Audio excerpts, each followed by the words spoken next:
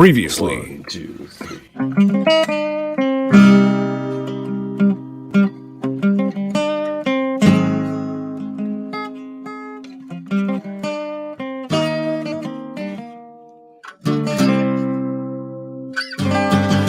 X-Rated, the X-Men Animated Review Show.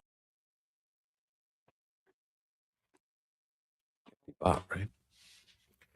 Welcome to X-Rated, the X-Men Animated Review Show, where we like to kick things off with a nifty bop. I am your I don't host. think that played, Devin. Oh no, really? Again? Come on. Why does that keep happening? I don't know. It was like pure silence. You're like, we start with a nifty bop. Well, the nifty I can bop guess you what that guys bop heard. would have been, but No, I didn't the hear bop, it. the bop the bop was our opener. We heard that. Oh, yes, we did hear that. How about now? Nifty bop, right? Oh, yeah, I heard that. Why do I always have to start it up twice now? All right, nifty bop, right? It is nifty We bop. started off with a nifty bop. All right, I am your host. Unfulfilled dreams, cycling on repeat, stuck, rotting.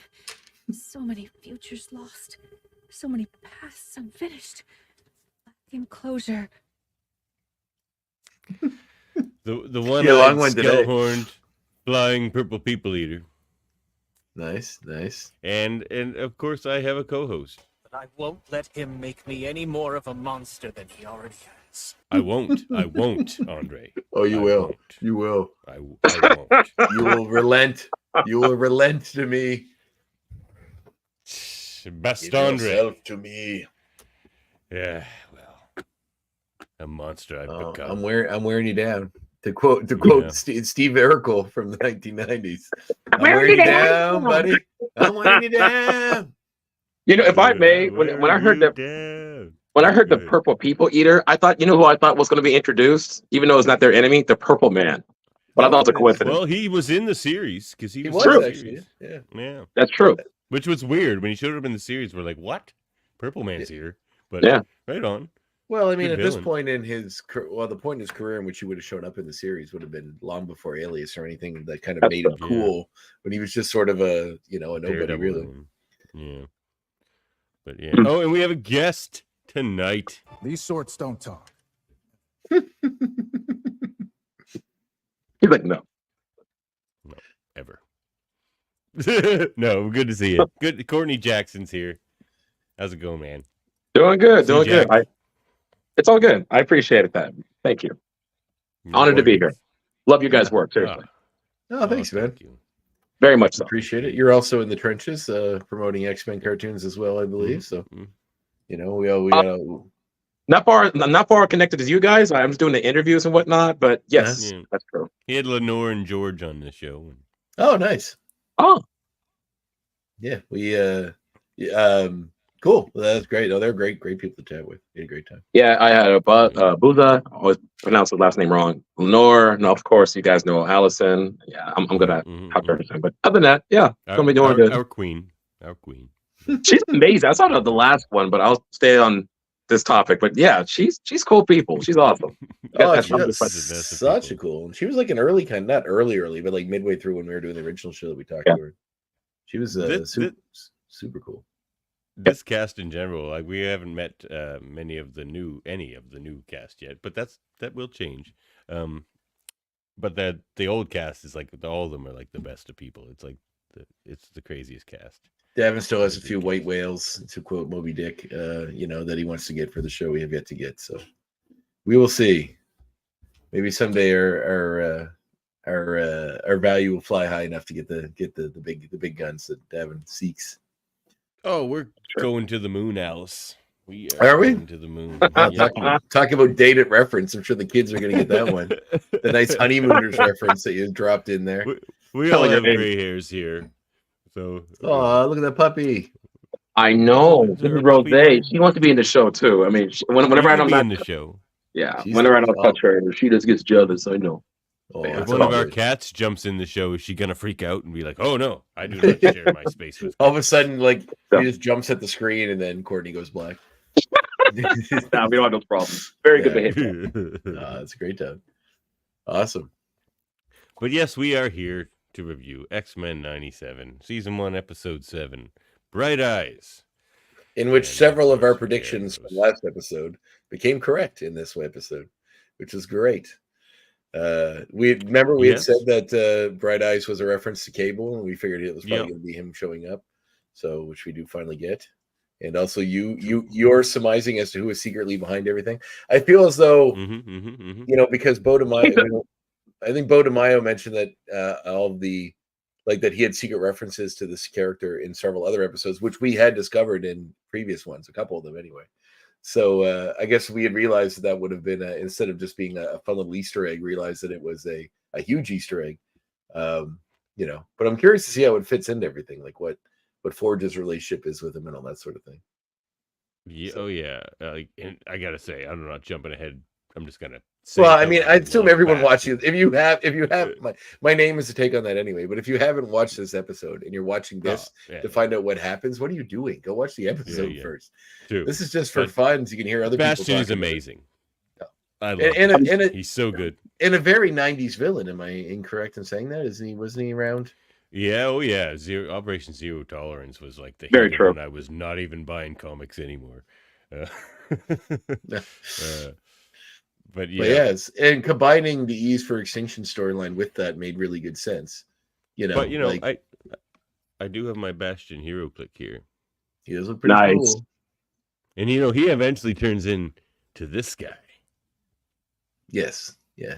Very true. Which remember, it's funny because I mentioned a couple times in last episode we kind of put it together by saying, remember I said how we're seeing a lot more of Nimrod and all these references in the opening to the Nimrod episodes. Oh yeah, which does tentatively combine Cable and Bishop in stories, but that, and we mentioned Bastion showed up in a picture that I saw on the board at Forge's place, and then somebody else pointed out that it looked like he was in the background in Genosha before everything went down. So we were there. We just didn't really figure that it exactly was going to go that route. But it's cool. Misdirection, which is the show is largely involved in a lot of misdirection.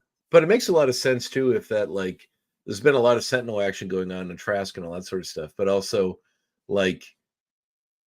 the idea that connecting it to all of that, I guess, with all of the Sentinel stuff, the Genosha stuff, and someone that deeply and all the Nimrod stuff showing up before, it's you think you would have, it makes sense. To have it just be an evolution of, and we saw Master Mold already earlier and all that sort of stuff. So, and also cool. They're still the ultimate threat. They're always the threat.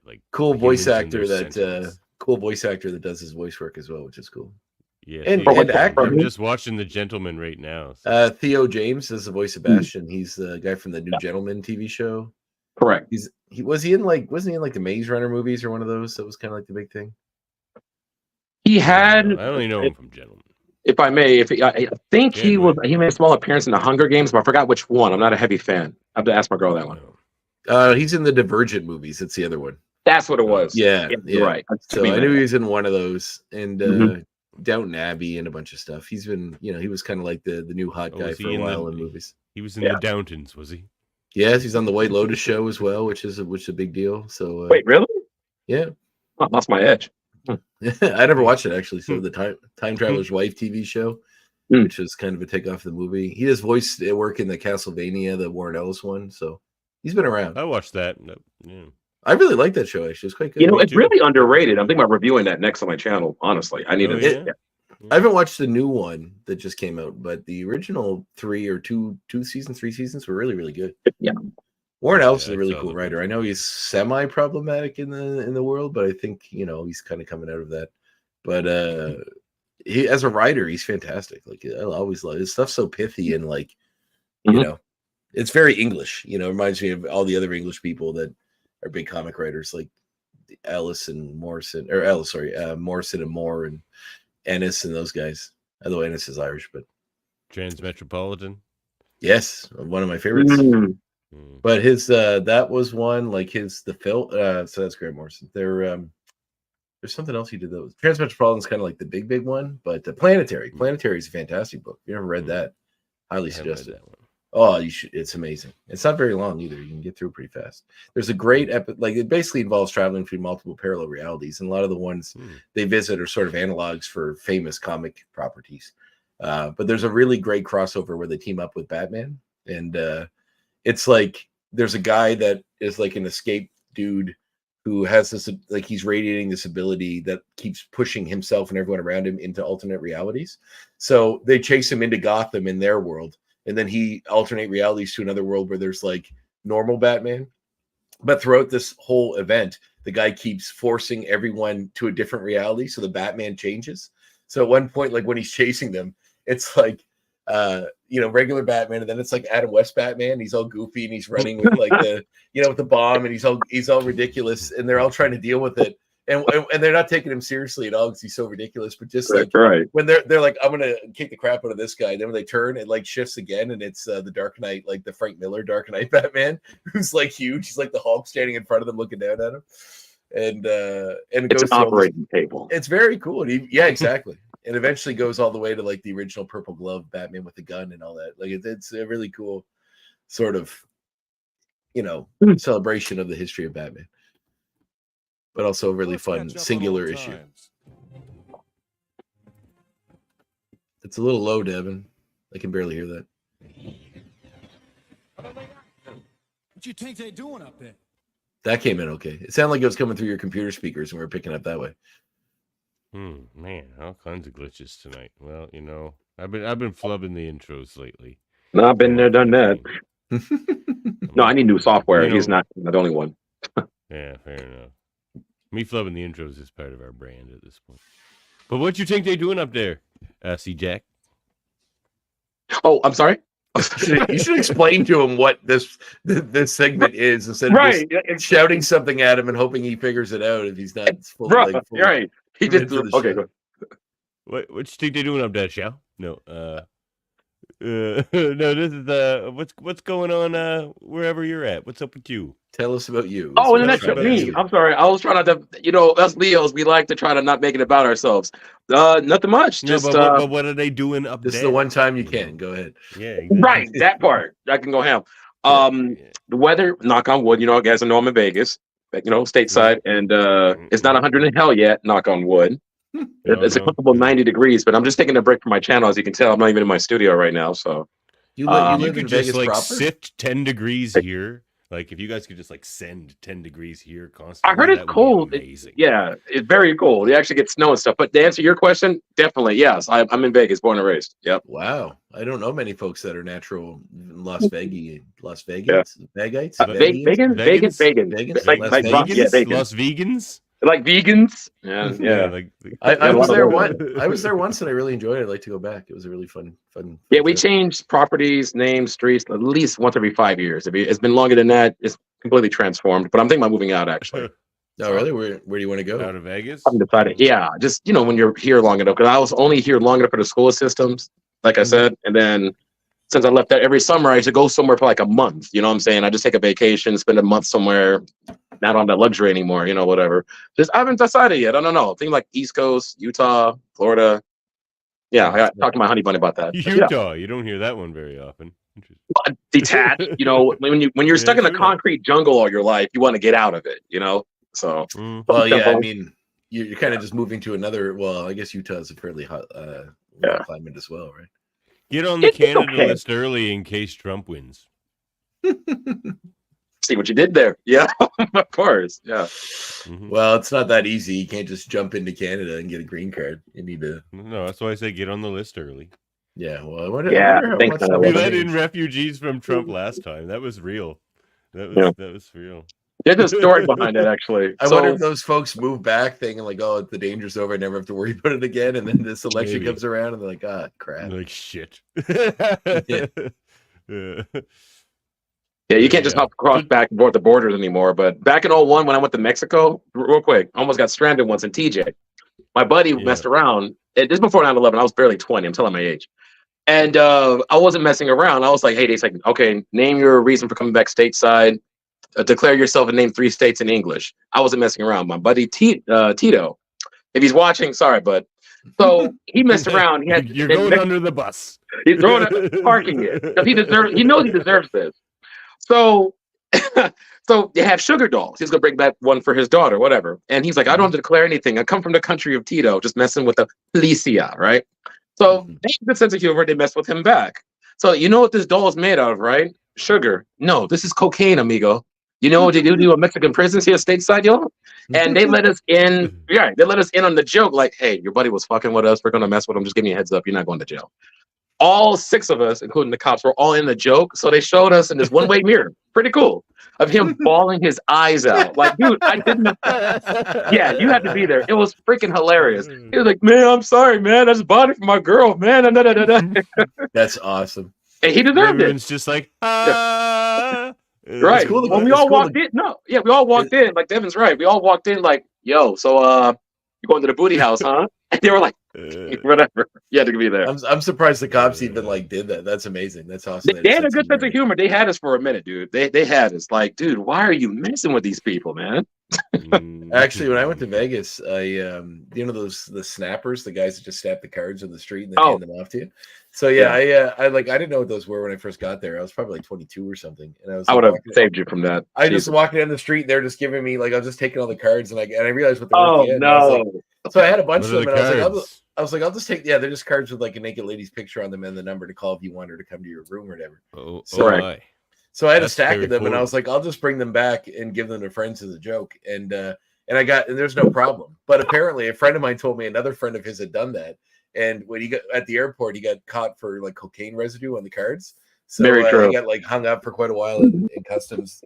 To like, you know, and then to go through everything and search everything to make sure he wasn't trafficked. Yeah, because you know our airport's international, so they don't mess around up there. Excuse me, it's called Reed now. Our McCarran is complicated. He got caught up for something he did 20 years ago, so they changed the name in case you guys ever wonder. Oh, okay. Next time we go to the airport, I'll know the difference.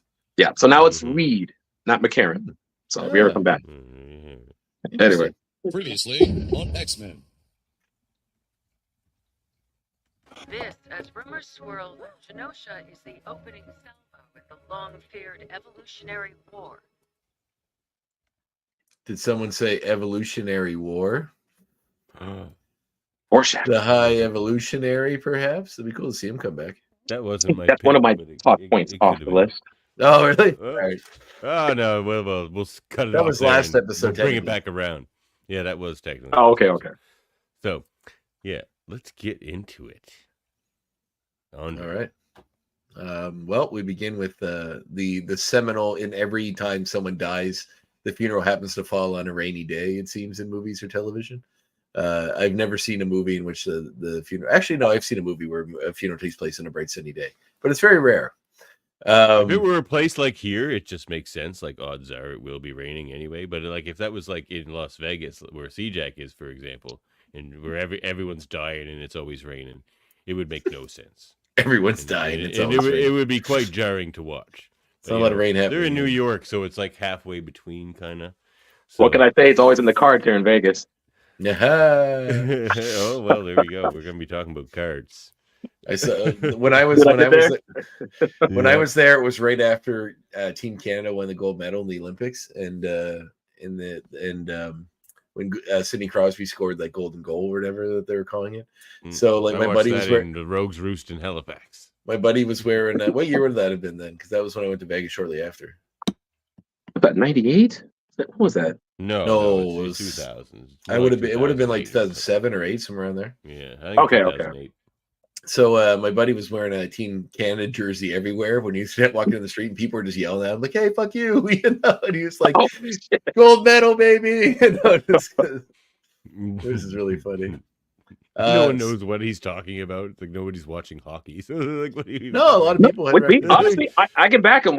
Dude, I had a book, Hockey for Dummies. You know, we got our own team finally. I mean, yes. We're with it now. True. Yeah, actually, your team's quite good. I was really pushing when the first they went to the finals in their first year, and I was. We like, were shocked. The bookies lost so much money that year because they didn't expect them to get that far.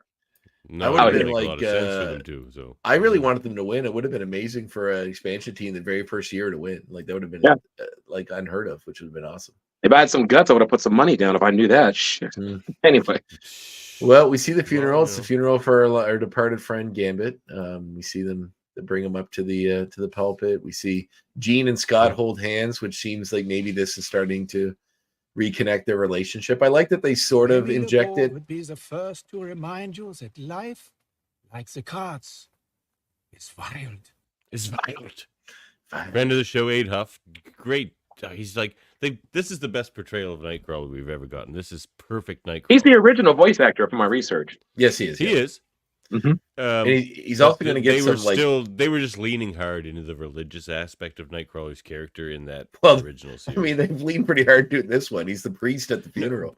Thank you. No, but that's the appropriate amount because we've also seen him be jovial and ridiculous and silly, and that's although based on what we've seen, some clips of what's coming, we're going to get the fun swashbuckling sword. I know, wielding right? one too, which is really great. Yeah, because we've got where's that? There's that here. Yeah, look at that. What an intro, man. What an intro. I'm very happy to see him a regular member of the team, hopefully so.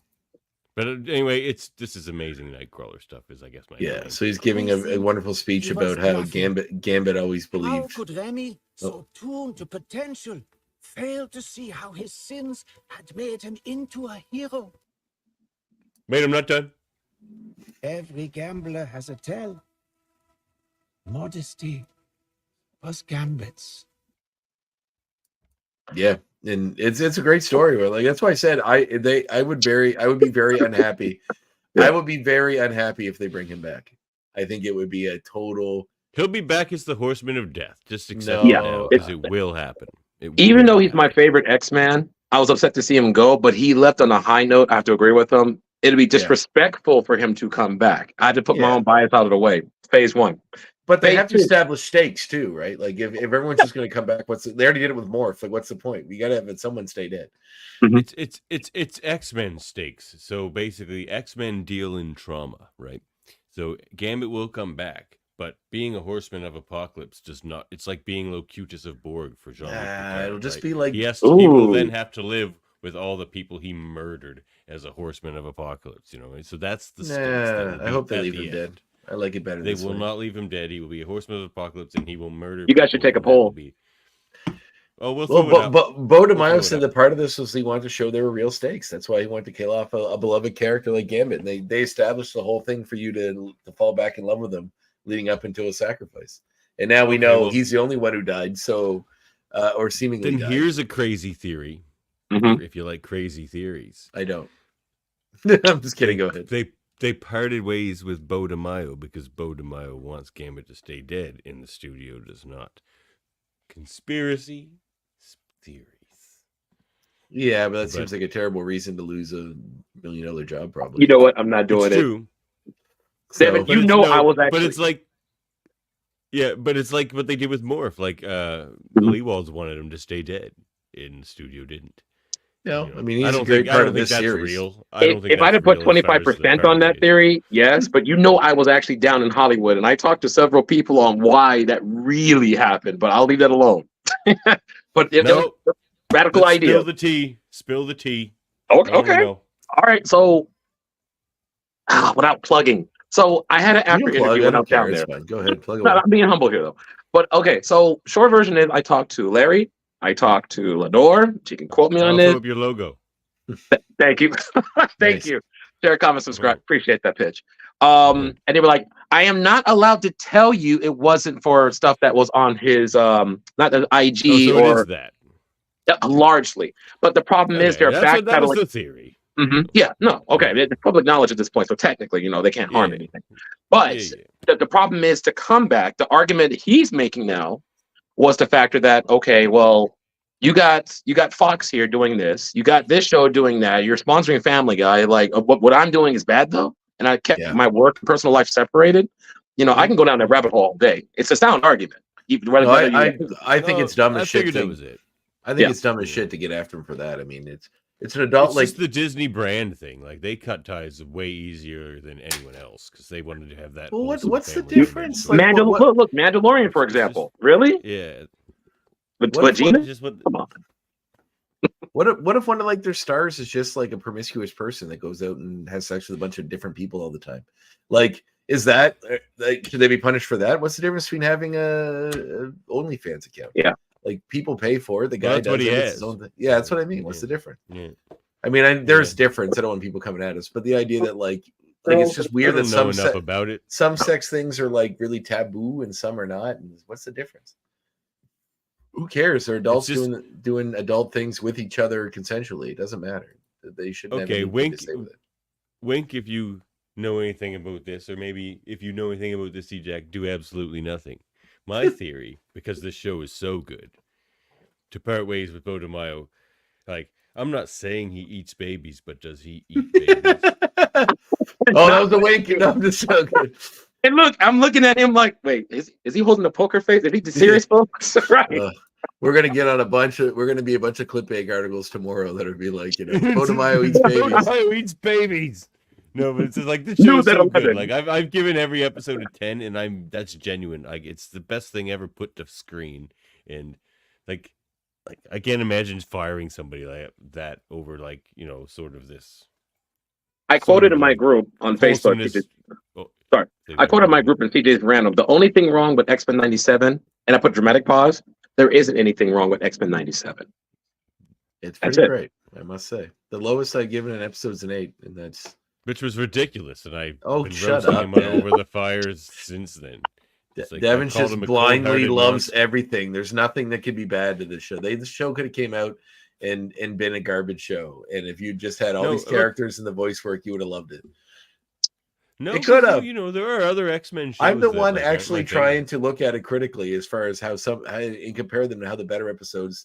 Like you can't say one episode. I'm going to rank my 10s. Oh, here we go. Oh my god, this is what I wanted. Because you guys go into it hard. Then they're not. I can 10s. Rank the 10. No, you can't. Then they're not. Here we go. I can rank my 10s. They're not 10s. If you can rank your 10s in an order, you should have ranked them in the order when you made the things. They're not 10s. I can rank the 10s we ranked in the last series. Oh my god. If every episode, you still always have a preference, right? Like you could take all the things you ranked to 10, and you'd still have preferences. If this helps, in the original series, at the last 5 seasons, literally from based upon the drawing style alone, I ranked. Yeah. But it's about like Phalanx Covenant was amazing. If the entire season is 10s, then you can't not all of them. No, for him it will be. For him it will be because I'm sure the next 3 episodes are going to be fantastic. So it will. Like I know they will be. So, but ranking 10s is ridiculous. If you actually rank them based on what a 10 is to you, and then try to work backwards like I did. Oh boy! Then you have a Andre, proper rating system. I'll give you this, Andre. This is the only acquiescence you shall receive in this regard. That I'm hitting you with logic, and you can't deny that. No, you hit me with nothing of the sort. Don't make me put on my Vulcan ears if you're going to talk logic, sir. Vulcan ears right here. Okay, like if everything is perfect, then how do you measure what perfection is? How do you measure what perfection is if everything is perfect? Because you still have your own preferences. Like we could take all those ones you ranked high, and you would still like one better than the other. You wouldn't. I'm gonna sit my like kid. It's the same. Yeah. Yep. But it doesn't apply when it's the full season. Look, back to my acquiescence. The only acquiescence you shall get in this regard is, if I was being incredibly critical, I could have gave Motendo a 9. Which is the one I gave an 8. Yeah, so, which is the one you gave an 8. And like Davin takes it as a great insult that I gave something 80%. 80% out of 100, which is a high number. That is a very high number. If your movie is 80% Rotten Tomatoes, you have a very good movie. A fantastic movie, in fact.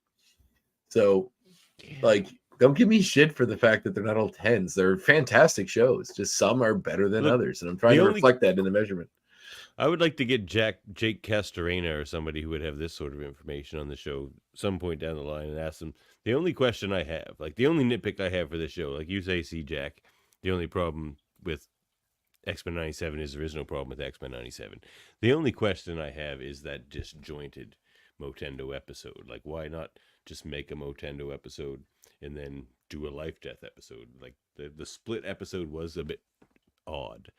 because they were just so different in stories. But for me, it was a strength because it was like the Motendo thing was a bit too fan servicey and a bit hollow, and to get it to make it a 10, and then they had some like nice dramatic storm stuff at the end. So You know, in my opinion, why they did that, because it frustrated the heck out of me. Like from the traditional, when all three of us grew up, you see part one, seriously, you see part two next Saturday. Okay, cool. This got to be part two, and then you look at it like, what the fudge? You know, we're programmed that way because we're the original era of this stuff. You know, and so the fan service, you know, for us.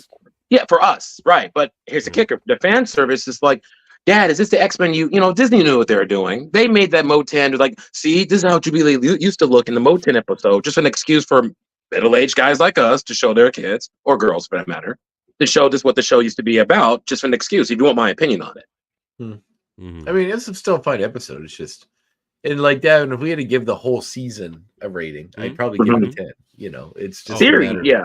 And ironically, that was my least favorite episode. I was ironing my pants when that episode came on, like until Storm came back on the screen. I honestly, sorry, I'm just being honest with you. Yeah, it's fair. It was a bit buffer. I mean, I would like to see that's what Mojo episodes are, and I do love some Mojo. Although he did lose weight, which was good for him. I'm not body shaming, but he got it back. He gained it all back. He gained it all back instantly. Instantly, as soon as the ratings started coming. It was funny, yeah. Right. I like the idea that his size is related to his ratings, which is fun. So anyway, we see the funeral. Yeah. Wait, what was that last one? Oh, there's a rumor that DeMaio's hard to work with, which is why they got rid of him. Yeah, rumors that I believe came out of like the Witcher show or something like that. Not from my source. I don't want to spill too much tea. I don't know, man. The show's so good. They say everything's just like allegedly and like. It's just I wouldn't care if the show wasn't so good and like me wanting him to just do more of it because he's just very passionate about how he wants it. Yeah. Well, Davin, there are a lot of good writers out there. Maybe somebody else will take the reins and be just as good. So maybe. Doesn't mean, we'll see. Yeah. But anyway, funeral's going on. We see a bunch of a fun little throwback to the Tide episodes that we reference a lot. With some of Remy's cast of characters from back then, his brother and the other folks that were Bobby. Bobby, the Tide. The Tide. The Tide. That word that was used 1,000 times. On the day of the Tide. So, everybody's pretty broken up about a Jubilee, especially because of, his sacrifice, and she's comforted by Logan. He says, life's a lonely war, and some of us got to figure it out on our own. Somebody notices that Rogue isn't there and wonders where she is, to which we see where she is, which is going directly on a mission to attack the government directly and go straight at where she believed they were housing Bolivar Trask after they captured him last time. She went Hulk busting. Yeah, she fights all this Hulkbuster armor. There's also sure was. I think I got some pics of that at least. She starts blowing up Hulkbuster. Just being rogue, going rogue, just being rogue is all. Lenore, when you watch this, I want to hug you but choke you. Like she held a lot to the chest, dude. I'm really usually good about my recon when I interview people, but she did a fantastic job in this scene. I'll leave it alone. Oh yeah, and she was a politician in this country for many years. If she wants to keep in my town, she can in the town. I but no, she's one of the good ones. No, she really is. Her acting career is coming back too. Well, it's always been there in her memoir and whatnot. But yeah, we know. She's a very good actress. I want to see the Dones. Yeah, I meant to. It was playing in the theater here, but I never got a chance to see it. But anyway, we do see some nice expansion of the world. I think we're now. Look at that face. We are now assured that this is within the cinema, the animated cinematic universe that it was before, because we do see General Thunderbolt Ross, who references that this base was designed to withstand the Hulk, but she manages to fight off all their armor and bust her way in. Apparently not by a woman scorned with superpowers. I liked her line there, though. It's like my daddy always said it's easier to break into places because that facility wasn't designed to keep Hulk out. It was designed to keep Hulk in. Yeah, very true. So people are like, is she stronger than the Hulk? It's like, no, she was breaking in. Breaking out would have been a little harder for Rogue, probably, though. She has abilities that Hulk doesn't. And we'll talk about Rogue's strength level later, maybe.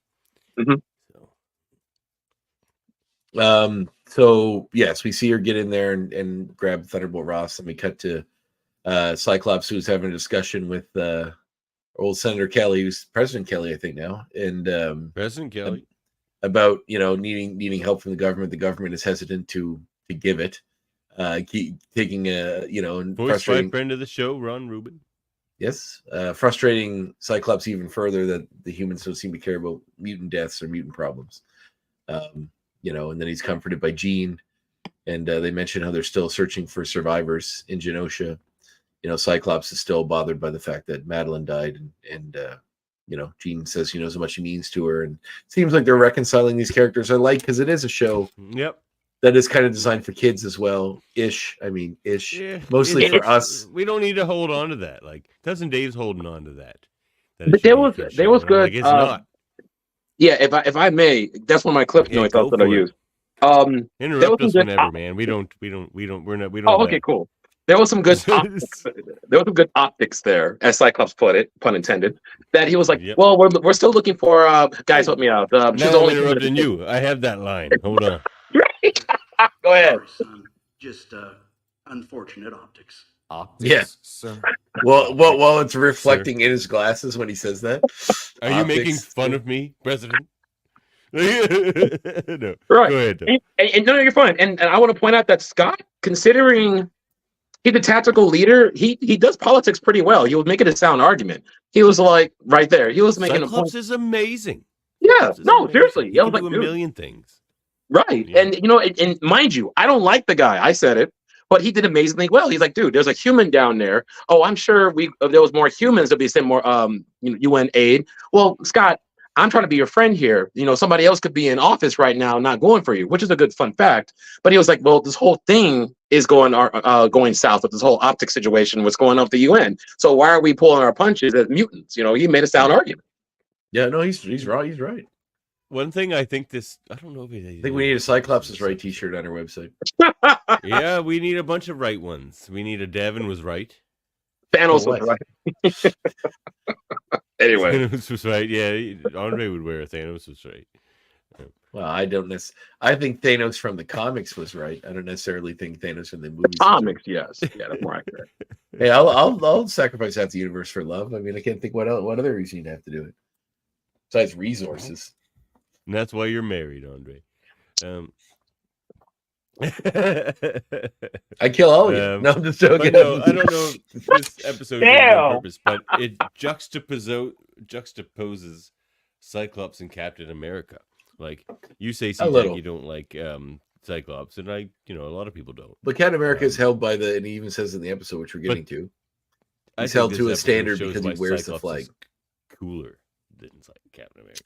Well, Captain America, as we mentioned in the episode, which we're going to get to in a few minutes, he's bound by being a symbol of America. Well, Cyclops is not. Cyclops is not. He's a symbol of mutantum. Yeah, but that's not America. It's mutantdom. Mutant kind would probably be the word you're looking for, I think. I like mutantdom. Mutant. That's a tough word. So anyway, Jean is upset also that Madeline's dead because she, for a brief while, felt like she had a sister, which she always wanted. Cyclops says, we can't focus on that. We got to get to Genosha and look for survivors. We get an extended sequence of some sadness, a bunch of sad scenes of seeing a lot of dead bodies and a lot of them pulling people out of the rubble. We see Beast get into a bit of an altercation with Trish Tilby. Do you have any of the clip from this? This is good. Did you have this? No, I don't. But I just love his thing about tolerance. He's like, I won't waste any more of your tolerance, Trish Tilby. We see it. And while he's digging, so Trish comes up and showing some kind of humane personality, like no cameras. It kind of almost brought a tear to my eye. She's trying, but she's not trying. She doesn't get it. She doesn't get it. No. And she's like, "Can I walk with you?" I was like, "Okay." And for a minute, I read it wrong. I thought she was like hitting on Hank. I'm like, "Dude, she's just showing compassion." CJ, stay with the flow. And then, of course, you saw that one girl that you guys pointed out in your last video, that bird chick. I don't know who she is. Who can with the hair? Toucan with the hair. Her. Exactly. Yeah, right. Anyway. So the audience knows. And yeah, she lost bleach and whatnot. Or somebody will pipe up. And Callisto and whatnot. And yeah. And then what I pointed out to you, Dev, is the detail in the show was amazing. Another one at Cliff Notes. Yeah. There was this lesbian, this lesbian couple that was together. and Oh, only yes. That was interesting that you sent me there. That was interesting. yeah, There's a and bunch they of- were yeah, they were sounds like a together in story episode happening like in the background. right. No, you're fine. Yeah. They were in episode 5 together, and then the next clip, I was like, wait a minute, that chick looks familiar. I'm over here just tearing this apart now after I watch it, right? But notepad and all. I'm like, where's her partner at? And I'm like, dude, I don't see her in this episode. And it took me a And week. I was she's like, crying. oh, right. Yeah, because she lost her partner. Yeah, in the man. battle. Yeah. Oh, like the whole Genosha thing was so devastating, and they're still hitting you with that. Even this episode, like when they find Emma and Cyclops is just shedding. They're all cheering and shedding tears because they found one more. Like it's so reminiscent of the 9/11 stuff. Like, Agreed. 100%. And Emma's impressive because she still had her lipstick applied. Yes, man, she hold on to well, that. I'll tell We you. also I'll tell you why. I've always done well. Under pressure. Oh my god. Yeah, we need a pun right at that time. That's why I'm here. I'm just here for the puns. So anyway, we see Rogue going on the next step for journey, trying to find Trask. We gotta get through this episode at some point, guys. We'll see how she goes. So she gets to the next spot, which is in somewhere north, because I'm assuming based on the ice and snow, in which she is attacked with a shield. Not really attacked, but a shield is sort of they thrown at her. usually send all the like psycho powerfully people like Abomination Hulk to like Alaska or Canadian Arctic. Well, she's looking for Gyrick, who's moved out of Rikers to here.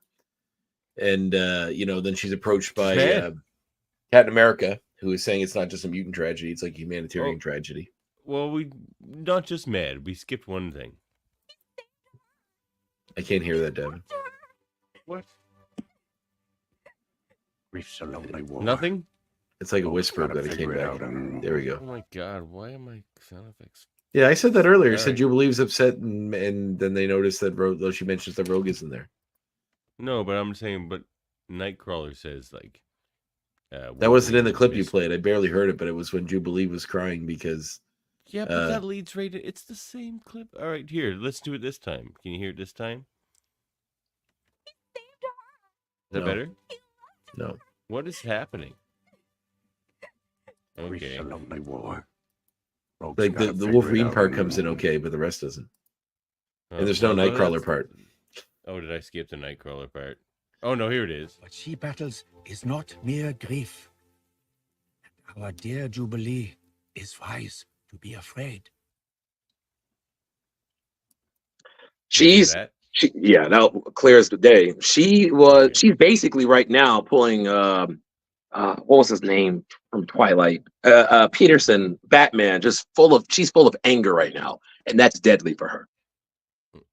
Yeah, exactly. Anger and grief. Yeah, anger and grief for sure. It's definitely the anger part. And it's like it's the one time ever that Wolverine is spared all that shit. Like usually Wolverine's at the heart of all the. Well, crazy Wolverine's been through too much of this stuff. He has no tears to shed. His entire existence is a lie. But you guys know this, and it's sad. True. He's used to it. shit. Yeah. So Rogue catches up with Captain America, who is sent there to intercept her on her revenge mission. Nice. They have a little interaction. Can I mention something about that? Listen to this, fellas. Can you hear this?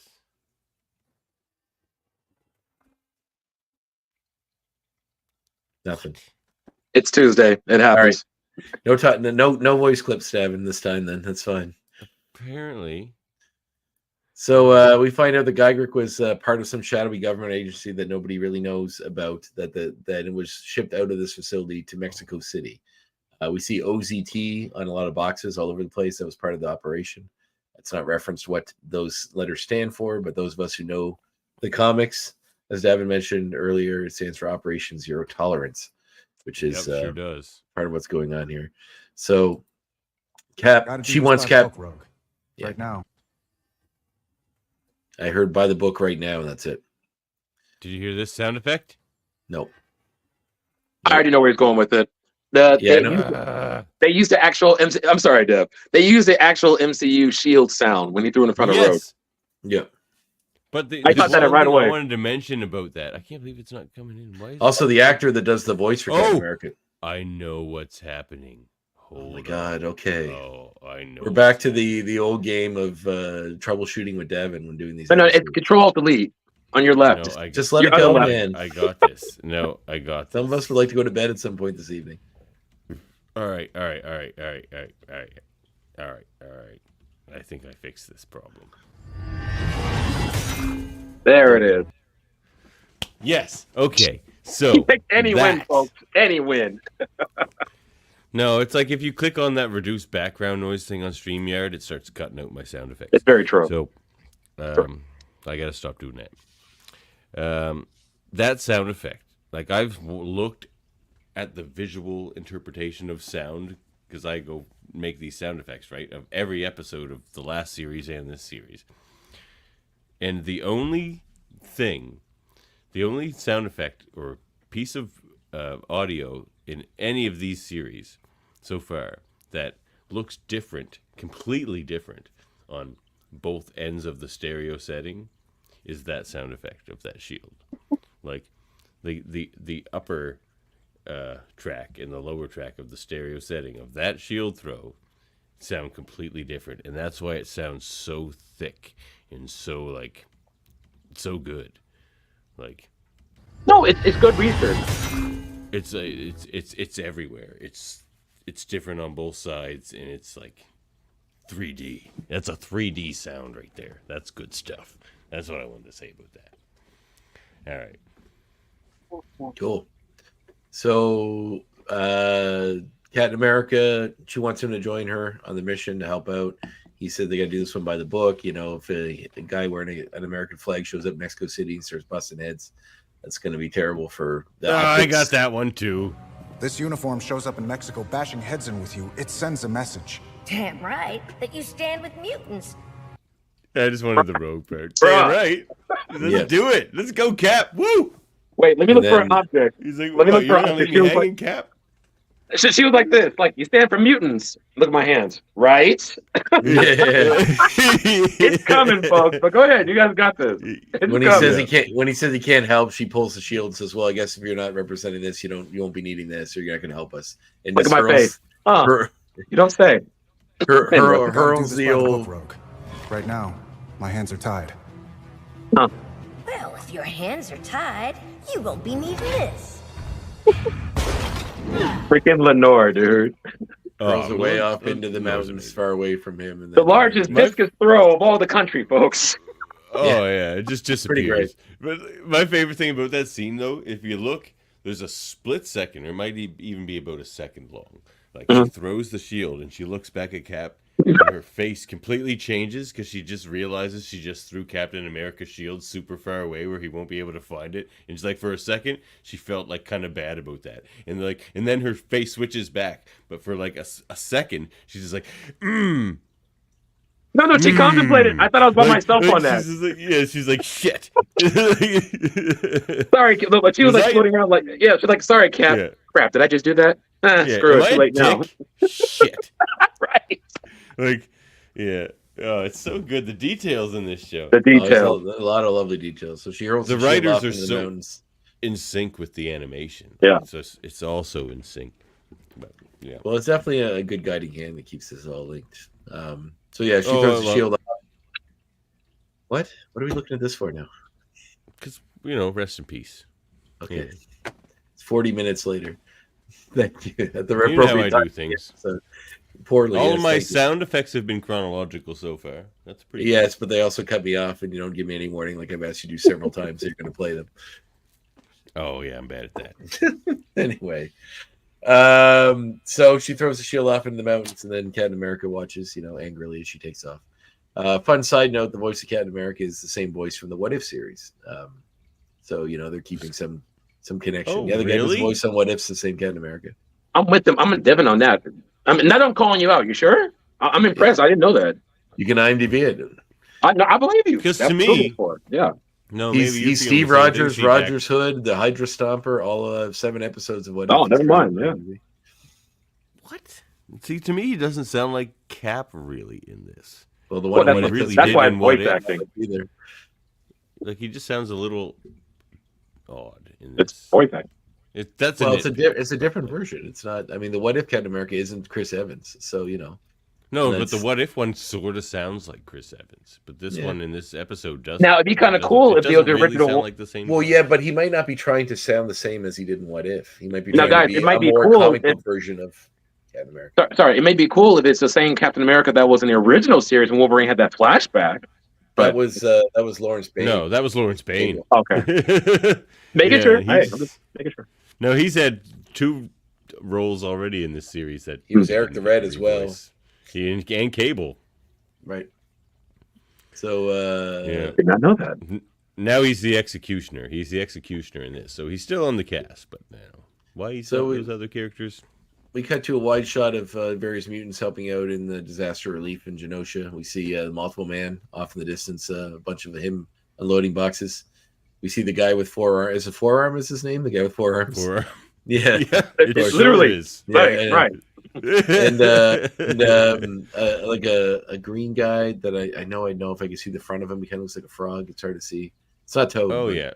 No, he's the guy from the Savage. He's like a Savage Land mutate, isn't he? Yeah, I think so. Oh, you talking about the frog-looking guy? Yeah. Amphibious. You're welcome. Amphibious. Yeah, there you go. Thank you.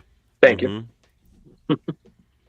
So we see Jubilee and Sunspot lifting boxes, and then strong guy who's lifting a massive pallet full of boxes puts another box on top of Sunspot's one box. tells him he better start bulking up because there's a war coming. Sunspot lifting boxes. Well, I love seeing strong guy again. It's pretty great. Yeah. Oh, me too. Fun fact, also voiced by Aid Huff. Oh, really? Yeah. Crazy. Yeah. Cool. Which is incredible voice acting. Listen to Nightcrawler and then listen to Guido there and be like, that's the same guy? Like Guido there. I love Guido. I'm a strong guy fan. I still think Guido is not a great name. That's his name. His name's Guido. Yeah, but it's like a slur for Italian people. But it's his first name. Okay. I believe I'm not touching that one. I mean, I don't know. Like, I don't know how woke we need to be on this, but the idea of it's he's always Guido to me, so we're not going to. It's something that's said in a derogatory way towards Italian folks. So I don't know.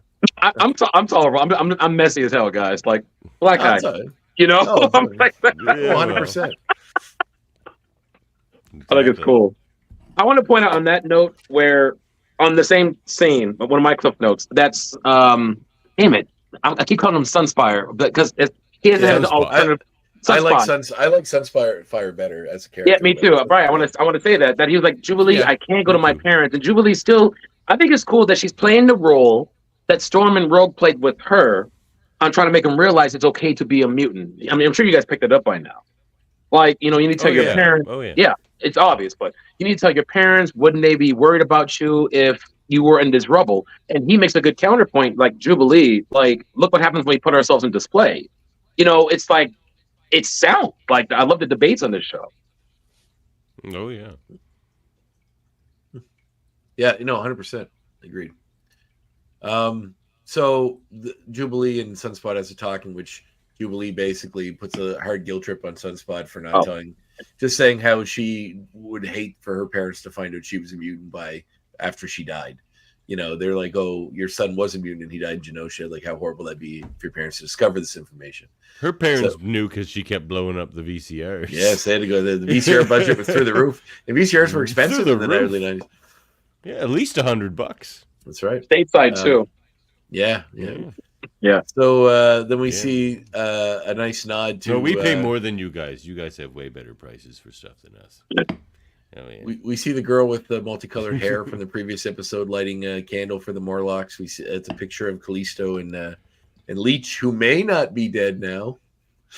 Oh no, Callisto may not have powers because they never work in this series. That's another nitpick. Callisto's definitely dead, but Leech might still be alive, which is fun, which is nice. I mean, whoever was with Magneto is still alive. Right, well, he was literally underneath Magneto. I'm like, he has to have some serious terrible luck. That was my theory originally, where like Magneto says to him in German, "Do not be afraid." You could take that as in he's telling him not to be afraid of death, but to me, he would never say that to a child. And he was telling him, "Do not be afraid because I'm going to save you right now." That's what I think he was saying. Well, we'll find out. I think it was all an elaborate ruse from Bastion to begin with. He's an Omega level mutant, and when he needs to do something a little bit more and a little bit further, he can. That's what Omega level. No, I think he was meant to. The world is meant to think he's dead because it's part of Bastion's plan. But we'll find out. Definitely, it's part of Bastion's plan. He's but Magneto didn't. Love Bastion. But Magneto didn't like get out of it and then get captured by Bastion. Bastion got him as part of the way he wanted to get him. So he wasn't telling. He wasn't telling. No, I don't think so. We'll find out. No, I think he found him. No, I disagree. We'll find out. And where are the others? We will find out. He captured all of them together because they're all with Magneto. So, assuming the others are still alive, the other Morlocks. We don't know that like Leech and all them are with Bastion and stuff, though. Well, if they weren't, where are they? That's what I'm saying. No, but the way you're positing it is that Magneto saved them all and then got captured by Bastion afterwards. Yep. So where did they go? Like all like knocked out and shit. They would. Bastion captured all of them at once, and whenever Magneto comes out from wherever he's at, you'll find the Morlocks too. That's what I believe. Like Sinister probably has the rest of them. Sinister would experiment on. Maybe so, but they were captured. All captured. My theory, what I believe happened is Bastion orchestrated this to take all of them, to take Magneto. He got the other ones, and then did something. Dang it. We'll find out. That was my clipped up number 4. Sinister's got Maybe, but you're positing that Magneto rescued them and then got captured by Bastion. Yes, I think he captured all of them in one. So how about this? In order for the Sinister crew to take the Morlocks and Magneto, they have to take them as a whole, considering how close proximity that Magneto. So if Magneto had just saved them, they would be out there. We know that where they are right now. So your theory is Bastion saved them. Well, he captured all of them at once. He didn't want to kill Magneto, and so he saves them from the Sentinels. So and besides, you know what? In that moment, Bastion not saved them, but made it look like the Sentinel had killed them. And besides, you had to. You know why? Let's say they took Magneto by himself. They didn't want no witnesses telling the X-Men they're in play. Well, he had to take them all at once. I'm assuming the other Morlocks will find them in a cell somewhere at the end of whatever happens in the next few episodes. They have bad luck getting captured a lot. Yeah, they sure do. But anyway. I mean, no one gets kidnapped more than Jubilee. Like, she could teach they do a TED talk on being kidnapped. You know what, dude? Sorry. Yeah, and we see Beast take a darker turn, which is nice. Where, Trish Toby mentions like something about tolerance, which is a word. Yeah. Tolerance is an interesting word, especially in relation to a marginalized part of society. Because tolerate, it just means we don't like you, but we have to put up with you. Yeah, instead it's of not celebrating a virtue. It No. gets used as a virtue, and it drives me insane. People are like, "No, we're tolerant people," as if that's a good thing. It's just like, no, I absolutely agree with you guys. Tolerant is you're not like accepting anyone. Tolerant is as low as you? the bar can go before being negative. Like it's literally just a step above saying I don't want. It's like saying I don't want these people in my neighborhood. It's just like I'm indifferent to my half hatred. a step above that is I don't want them here, but I'll accept that they're here. Like so. It's like what Magnus said in episode 2, 1, whatever. He's like, dude, we're not asking. When he's like, "Let me let you down," he said, "I'm not asking you guys to hold our hands and kumbaya. We just want to live. Just All of it." And then the Magneto dialogue's been so she mentions that, and Beast fires back by saying perhaps Magneto was correct in that we have lost too much in begging for your tolerance. And she says she didn't mean it that way. When the Beast of this series starts to lose hope, things are getting bad because he's kind of like the eternal optimist in this series. Yeah, and he sees, we see that girl turn into a parrot, the girl that had the multicolored hair, and fly off. So Bishop or Beast says he's got to go. He doesn't want to waste any more of her tolerance.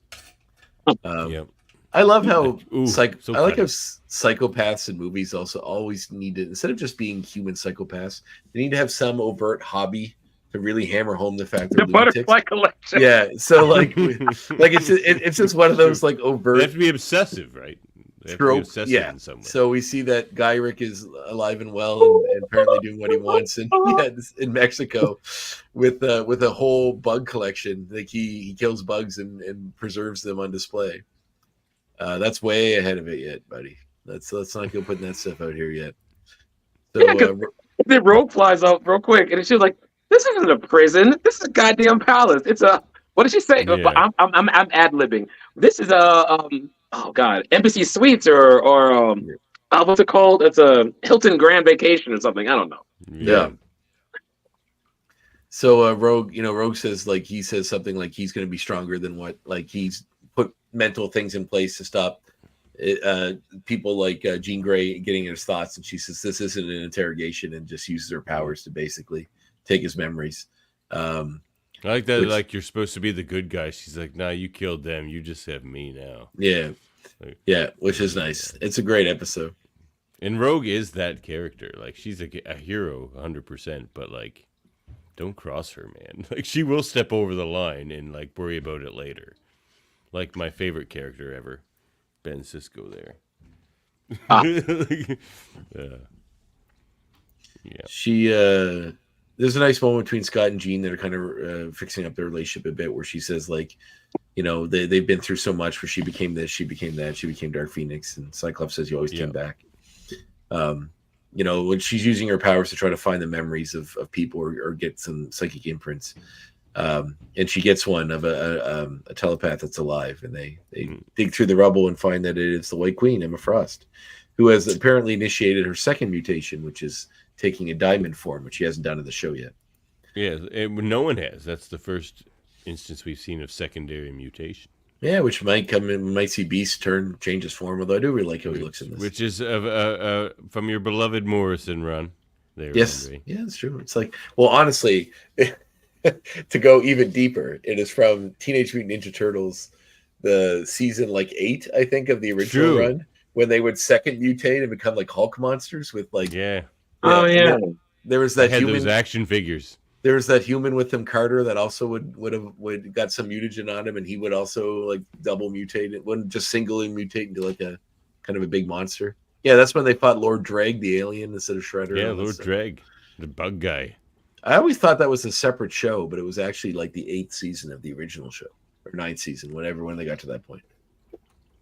But it's very strange. Oh, the 90s. But let's not forget about the wonderful Teenage Mutant Ninja Turtles: The Next Mutation live action show from Fox, where they introduced Venus de Milo, and it was all live action.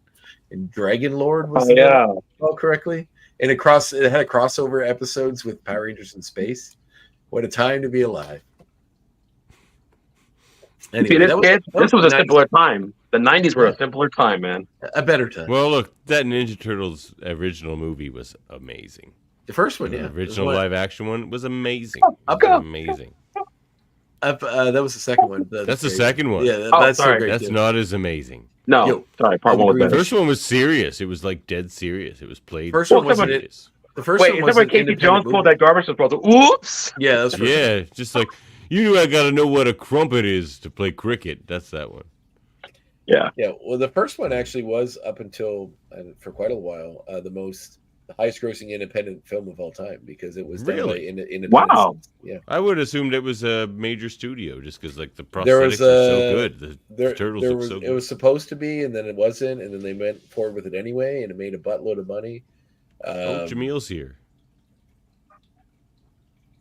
Oh yeah, Jamil doesn't want more Morrison. Jamil, stop it! I blink. Jamil doesn't like. Jamil likes to pick on Andre a little bit about Grant Morrison. That's fine. That's fine. I'm more on the Jamil side. I'm like somewhere between the two of them. But, well, you see, Courtney, some people don't enjoy adult, realistic, serious storylines that go into whole issues with relationships and do meticulous meditations on death and life, and all those wonderful, dark, heady, existentialist themes that some folks don't want to go into. They prefer much simpler, fair, the things designed for children and the mentally deficient. Jamil sent me this in the mail today. Thank you, Jamil. I have one of those of Galactus and the Silver Surfer. They're bobbleheads. Yeah, I have one of Galactus and the Silver Surfer. Oh, that's cool. You see, hey, Sentinel, does Grant Morrison do the best X-Men run? He just said that Sentinel, like you, are a puppet towards the corporate America. Puppet. You're a fascist puppet. Speaking of showboating stuff, I got your guys' sticker logos in the mail. I know exactly where to put them in my studio. Appreciate it, by the way. Oh, good. Show us where they're at. I'd love to see where they're at in the wild. No, it's painting. I'm building the whole thing from scratch. That's why I'm in here. Yeah, I got all my whoever I teamed up with, their logos on one side of the wall. You'll see it next time we team up. Yeah, all their logos is pretty cool. Cool. Jamil's coming to confront you on That it. seems like a threat. It's fine. You're gonna have it out. You're gonna have it out. I actually don't like to I was just goofing around, but I mean, whatever. Everybody. I'm trying to be. Everybody's favorite thing is their favorite thing for a reason, and whatever reason you have for loving your thing, that's great. Love that. Just don't degrade the other person's thing. You know, I love Grant Morrison's run. Let me love it. You don't have to come at me and be like, no, Andre, it was too much black leather. Too much. Black leather. Okay. So the costumes bothered you. The rest of the story is disposable, but the fact they had black costumes is what makes it not redeemable to you. I don't know. If someone could go back and like redraw it, I might have a better. You know how I don't like quietly squishy faces. Yeah, but he doesn't do a lot of it. Like he does the whole thing. There. No, well, maybe not near the end. Not near the end. Ethan Van Sciver did a bunch of it before he got kicked off, or you hiding the word "sex" in an issue everywhere. I have that issue signed by him. That's funny. But he's a problematic figure these days as well. Problematic. But plus Chris Bacalo did a bunch of them. I don't know if I'm pronouncing his name right. The guy did Spider-Man work. Yeah, Bacalo. Yeah, Bacalo. Yeah, like there's a bunch of different artists in the series. So anyway, we cut to Sunspot finally going with Jubilee to tell his mom. Well, first the X-Men get a message from Bolivar Trask saying that he'd never intended for this to happen. This was not what he wanted, and he wants a chance to explain himself to the X-Men in a real Deus Ex Machina moment. I like the way that Morph. Wait, are we in the same scene? Yeah, Morph was like, "I would like to point." He got a sippy cup. He's like, I would like to point out that we're obviously going into a trap. So we're going into a trap. Okay, just wanted to point it. Well, that's what it gets. I mean, if you think about it, I have to go back to the other episodes. Trask usually was all about using the Sentinels to capture mutants, although they did supposedly kill Morph, but maybe that was why they didn't kill him, was they're trying to capture him. And it's only when Master Mold sort of went beyond his programming that he tried to do his own thing, when Gygrick and Trask were, out of control. Mutants are human. Yeah. Well, now that you say it, I could kind of save it for an X point, but I'll say it now. I think that's going to come back around. I think we're going to find out that Nimrod was made from Morph's DNA, whereas in the movies it was from Mystique's DNA. Right. I think they'll probably do that. So they never even did a Nimrod. It was just the Sentinels used Mystique's DNA. No, it was the Nimrod Sentinels in the movies. Do they call them Nimrod Sentinels? They don't call them that, but that's what they are in Days of Future Past. They're just Sentinels. So if a Sentinel can take your powers, that's a Nimrod Sentinel. Well, not in a world where Nimrod doesn't exist, Evan. Look, they don't need to call it that for it to be that. Well, you're correcting me saying that they're called Nimrod Sentinels when they're not. Like they're Nimrod Sentinels. Like, back me up in the chat, everybody. Wait, sorry about that. What was that? Back you up with what now? Oh, he's saying that they're Nimrod Sentinels, which is fine. I'm just saying they have in the movies. They have the powers and everything. They're just not called. That was I mean. My bad, guys. That's okay. I'm saying that in the movies they're not called Nimrod Sentinels because Nimrod. No, they don't call them that. I concede that point.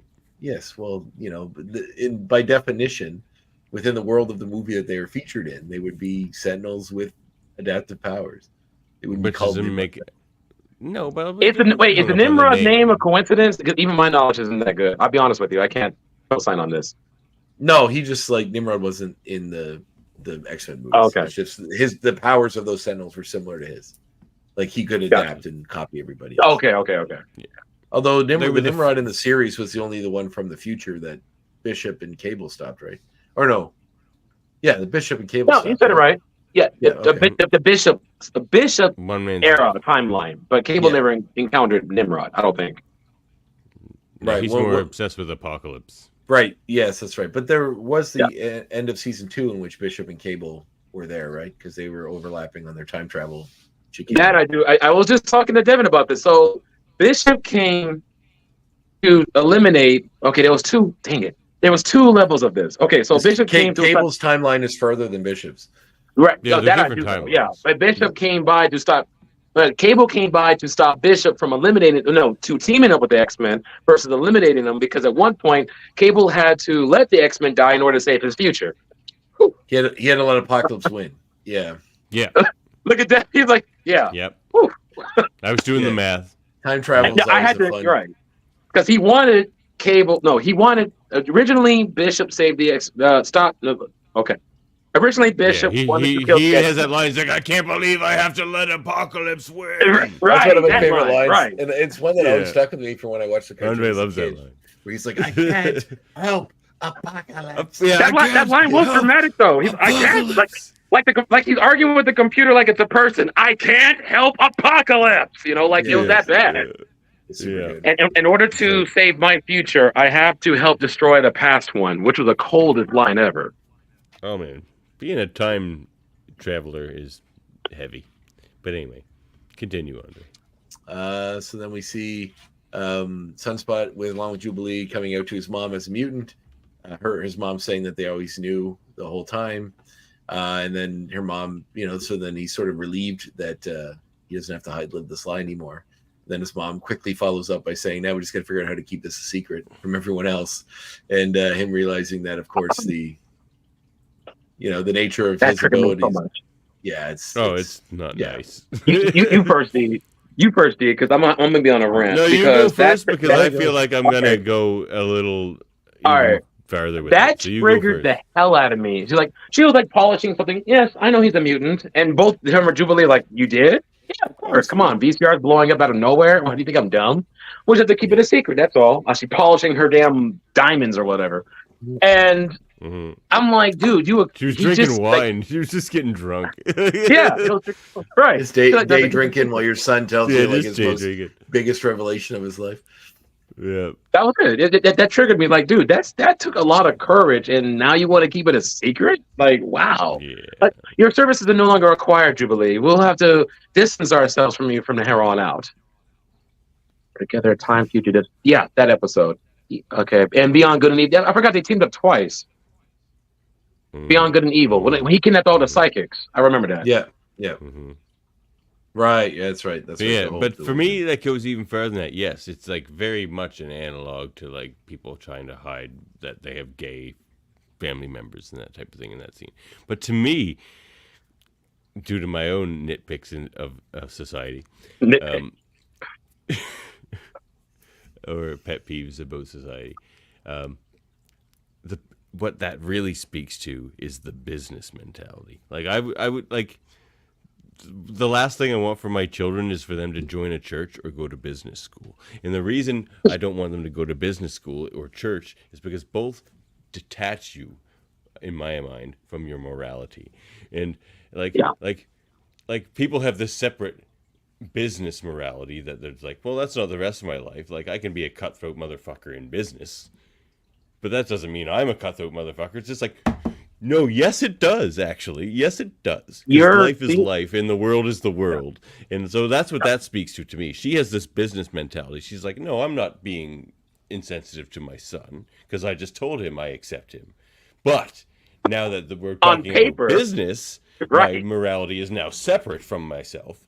And now we're talking about business. So that's like, no, you don't get to separate yourself from yourself ever. Chill. That's my rant. I'm a mic drop on this and make this quick. A little backstory about me. My dad, I renounced my father because he was a vice president of a casino out here in Vegas. Won't be named for legal reasons. Short version is like, dude, I want you to help run the business. I said no. I want to, teach. Well, you froze up. We lost. He still froze. Oh man, that's gonna be a good story. Yeah, I know. We'll come back to that. he froze it like such a. I know he froze it like such a dramatic moment. Are you doing this on purpose, C-Jack? You good if you did? You just froze it right there. Let me just take that out and put it back in. Well, he'll be back. We'll pick that story up in a minute. Then you'll see. You'll remember you belong to me. He's still frozen down there. Yeah. Really? Yeah. Well, we can keep rolling along and get him back in when we can. I'd like to hear the rest of that story.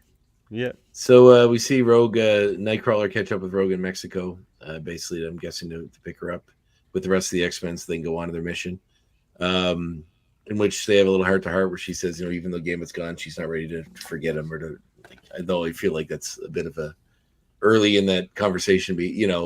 She just lost him. But it's like the first time they mentioned their sibling. She says you drew the short straw on half sisters, or stepsister, and you know, she has a grief where she finally cries and stuff. And all right, here we go. Let's get the rest of that story. She-Jack. You paused it Sorry. in the most dramatic Sorry about friggin' pause ever. Like I Yeah, accused you of signed doing out it to on sign back. purpose. Yeah, my Wi-Fi was tripping. I signed out to sign back in. What part did I leave off on? Sorry. your father owned a casino, and you didn't want to do that. You want to be a teacher. Is that what I think? Exactly. And he was like, "Well, that's what your mother wanted to do." Okay, well, that's what I wanted to do. He was like, "Okay," and then I'm cutting you off. I'm like, "All right, so be it." He's like, "Dude, you want to be in an environment full of bleeding hearts? It's for fools." You know what about that? Was his eye? He was an elitist.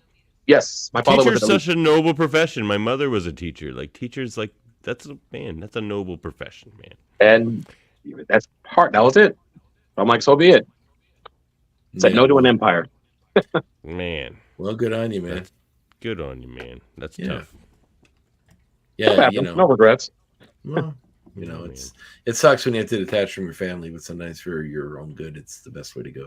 Yeah, there's some but steering away from me though. But yeah, she was like, "You're right, Dev." She said it wouldn't look good for the shareholders. I'm like, you go right to the throat, back to the business mode. Like he just spilled his guts about it. Well, the shareholders care. If you're like, my son wants to be a teacher, what does that matter? Yeah. And they do tell them to get a life. It's just like you guys are shareholders. What do you care about my family? Like, what are you guys doing here? Like, yeah, seriously. Oh man. Well, then we cut to Gyrick, who is recovering from his assault by storm, and then a mysterious figure comes in and puts his glasses back on his face and tells him that, you know, he's basically cost them their plans. Not cost them, but that, like, you know, his rashness and whatever is loose end. He's a loose end that they don't need anymore, and then he gets smothered with a pillow by this guy, who we all know is Bastion at this point, so we'll just say Which blew one of my theories. I thought for sure Gyrick was a Prime Sentinel. But the thing too, which is hilarious, is like Bastion is essentially a Sentinel. So he has crazy Prime Sentinel. But why smother him with a pillow? Unless they're trying to make it look like an accident or something. Yeah, it's espionage 101 to make it look like it was by liable hands. He could have just eliminated him with a snap or a proton blast. But you know, knowing Hank, everything leaves an ion trail. You know what I'm saying? Something like that. So he just did it, which was pretty clever. He kept it down to a human level. I guess, but like the X-Men it makes it look like it's anybody but Bastion that did it. But the X-Men wouldn't be investigating the death of Henry Gyrick. He's on a government facility. No, but somebody will. And the government program is being run by Bastion. Well, the Avengers are already on his trail anyway. Yeah, he does have Cap on his trail. Yeah, that's true. Yeah. Yeah, I suppose so. So anyway, Gyrick is killed, murdered by Bastion with a pillow. We do cut to, I'm not sure where exactly. Did they say where the X-Men are? Are they in Japan or something? Where Judging from they a certain do say. Wait. When they're investigating when they went to the lead, I want to make sure I'm not getting ahead. Yeah, when they went to go find, it looks like, and here comes my Easter eggs. They went to NY, New York. New York, okay. Yeah, it's just very bright and neon-y, but I guess that's supposed to be New York. No, well, there's signs that are in Japanese lettering on the. Oh wait. It could be Tokyo or something, because there's a lot of. I'm going to say it. There was Stark Tower. There was Hammer. Yep. Yeah, I think it's Japanese. Horizon is on the hats of some of the people that are knocked out in the building. Yeah. And it does. There's buildings that are in There's quite a few billboards. Very neon. But the building they're going into has Japanese lettering on it. Oh, I'm surprised I missed that. Then it has to be like Tokyo or Okinawa or something. Yeah, I'm assuming Tokyo, but anyway.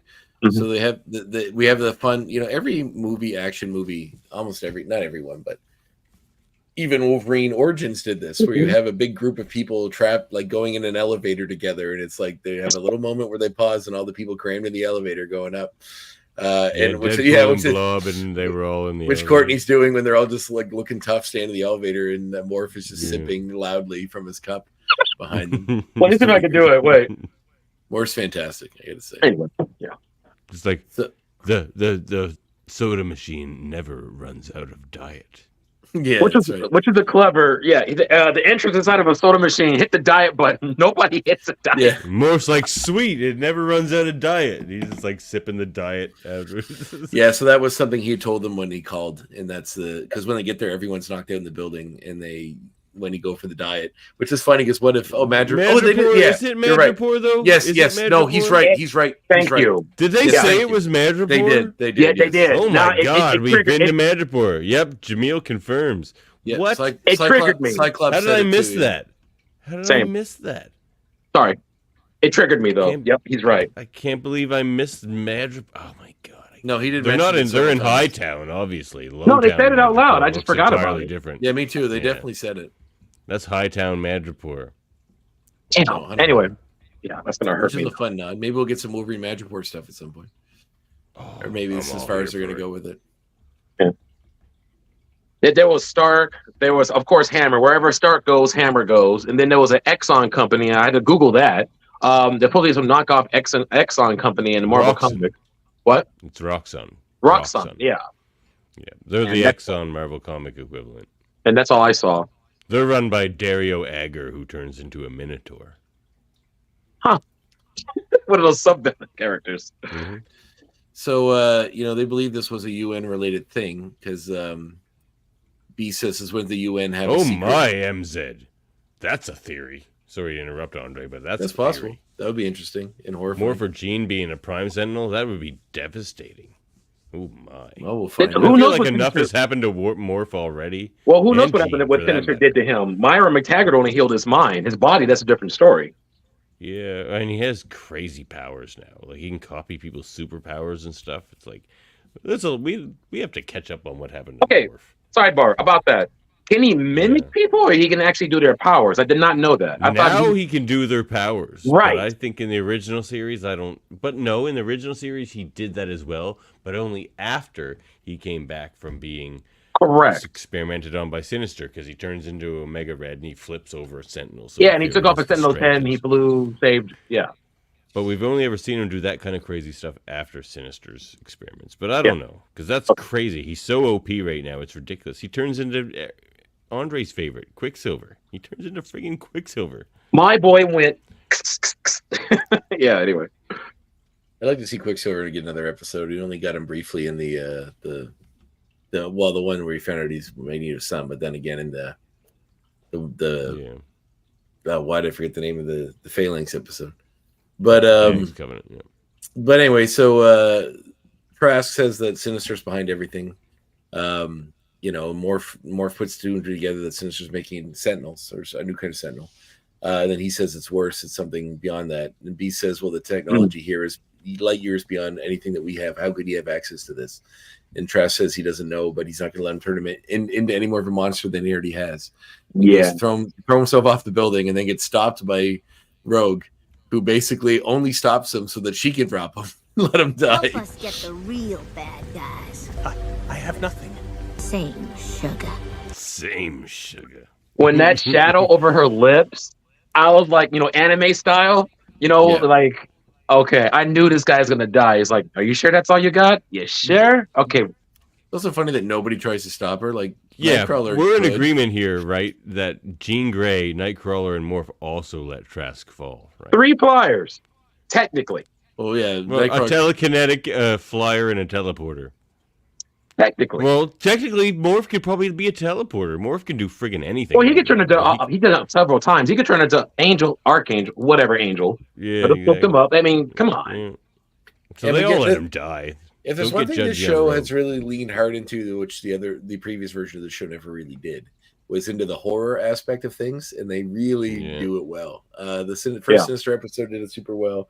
Elements of the Genosha episode do it super well, and elements of other episodes do it super, super well. But this one does it mega well because they're basically all like really upset with Rogue for letting him fall, basically to his death or pushing him. But they dropping him to his didn't death. do it. And it was a long I know. fall. Nightcrawler totally could have. Morph said, It might have been tough for the other two. But Rogue even says he let a good man die, her man, which is funny because it's Yep. like I didn't want him until I did want him, and then it was too late. It's like, well, Rogue. you hadn't. Yeah, I know. It's like he was my man. It's like, well, he could have been. Way before. I'll put a pin on that I'll put a pin on that for now. Well, but that's the Morph tragedy said, of it. It's for now. just good fiction, right? but Morph said, and I quote, "Is this who we are now?" Yeah. Sorry, but bitch, Yeah. you could have flew and got the guy. Are you No, serious Morph right says now? that. Yeah, Morph says that. Yeah. And which I love that Morph is sort of the conscience of the team, or at least the heart of it a little bit. So well, and he kind of always was like. Well, I mean, Jubilee of all of them, he's the one who's not really a superhero. At least doesn't want to be. Kind of, he just wants to. Jubilee be a fun guy. Was kind of before, but like they never really had to make such hard decisions or deal with the issues they're dealing with in this show. And she still is, I guess. But Morph kind of is like the comedic heart of it, I guess. Yeah. Considering what he had to go through. So then, while they're arguing, they hear like mutants, or I'm not quite sure what term it says, but like mutants targeted or something. The Sentinel voice, and then there's a huge explosion. They're all knocked out and stuff, and recovering from the explosion. Cyclops gets to his feet and helps others. Well, Beast helps Jean up. We see that Trask is some kind of a Sentinel human hybrid thing now that was activated upon his death. His eyes are glowing. He's sort of pink. There's circuitry that looks like the techno-organic virus from what was put into Cable. Mm-hmm. So, obviously that's connected with the Superior form asked you in the Sahara. How does it feel to be abandoned by the future? Hint, hint. Scott knows what that means. Because he heard it once before from Sinister. I looked that up. Yeah. And his obsession... Right. He did. See? His obsession with Jean and Scott is ridiculous, man. And then I want to point out something, unless you guys already... Scott was like, dude, this guy one-shot rogue. Okay? Do not pull no punches, and he was right for that. Yeah, but we do get like every episode, like quite a few episodes of the show really go out of their way to actually show how powerful some of the abilities of these people are. I mean, Storm really did it in that first episode. This one really puts Jean Grey's abilities on display and shows how powerful she truly is. Just like I'll get this shit, and she's just like, nah, don't. Like half a building is falling, and she's using her abilities to like telekinetically manipulate it away from everybody, and just throws it into the ocean. I'm glad you said that. I would like to demonstrate one thing I was happy not to see. Yeah, exactly. That didn't happen. The funny part is there are like memes about that already. It's just like, Jean, you get the debris, get the building, I'll get the debris, and she's just like, hold my beer. One thing I just want to say too is, and this is like obviously it's not an oversight, but it's always funny to me, is so half of that building got split in half and was falling. Well, the X-Men walked into the building. They discovered that everybody in the building was knocked out. They're very likely it's probably a bunch of knocked out people in that half of the building. They just got thrown into the. I didn't consider that. Yeah, they can swim. Well, I mean, if you want to really rationalize it, they were all on the first floor, so maybe. Yeah. I mean, look at Transformers the movie and died off scene. In an emergency, you try to get off those top floors. So well, maybe it was all the security guards were on the first floor, so maybe there's nobody in the rest of the building and just the first floor. So who knows? All right, we'll see. But anyway, this is where we get a big fight scene between Trask and the X-Men. We see Morph become Quicksilver. Is trying to hit him, but like Trask is ridiculously powerful, and this is where Cyclops says that he took Rogue down in one shot. Don't hold your punches, basically. Yeah, no pulling the punches here. I like how Cyclops covered Morph. It was good strategy. He used his optic blast while Morph ran over to him as Quicksilver. Yep. I picked that up. Cyclops is so good at that shit. Like Cyclops is like. He's a good strategist. I give him that. Still a dick. Yeah. But yeah. Can be. So this is the line that you played earlier, where Trask is dispatching all of them and basically Trask has Cyclops on the ground with his hand on him and says, I asked my inferior version of you, asked you in the desert, how to feel to be forgotten by the future, and it looks like he's going to kill him. But just as he's about to, we get a well-placed grenade that falls right beside them. Electromagnetic cluster grenades are the quickest way to take these suckers down. Cable? Take these suckers down. I don't know if Potter's voice changed or just put an affectation, but he sounds really good in this role. I really like Cable's way before, but he does sound really gruff and grizzled, which is cool. He does sound like a grizzled Star Wars. I kind of wanted to talk about that. Like, I do miss Lawrence's, because Lawrence definitely has established that Cable, like the wild man of Borneo. But like, this is good. Potter's Cable is good, and it is good. Lawrence, I concur. Lawrence is really good as Executioner. Like, I loved that episode with Executioner. He's just like, he did a really good job. Yeah. So, and then Cable, as you mentioned, says this is the only way to take advantage of these things. Cyclops says, "What the hell are you doing here?" Jean's powers go off the grid, and she senses that they are that he is Nathan. Man. All along, it can't be. I like this. Get out of my brain. You're not her. You're not her. Yeah, you're you're not not Mom. Madeline Pryor. Yeah, you're not Mom. Like, yeah. And then That's Cyclops what's realizes serious. Yeah. Cyclops realizes you're my son, and he says, "Son." Let's skip the reunion, Dad. Dad. I like how he says that. Yeah.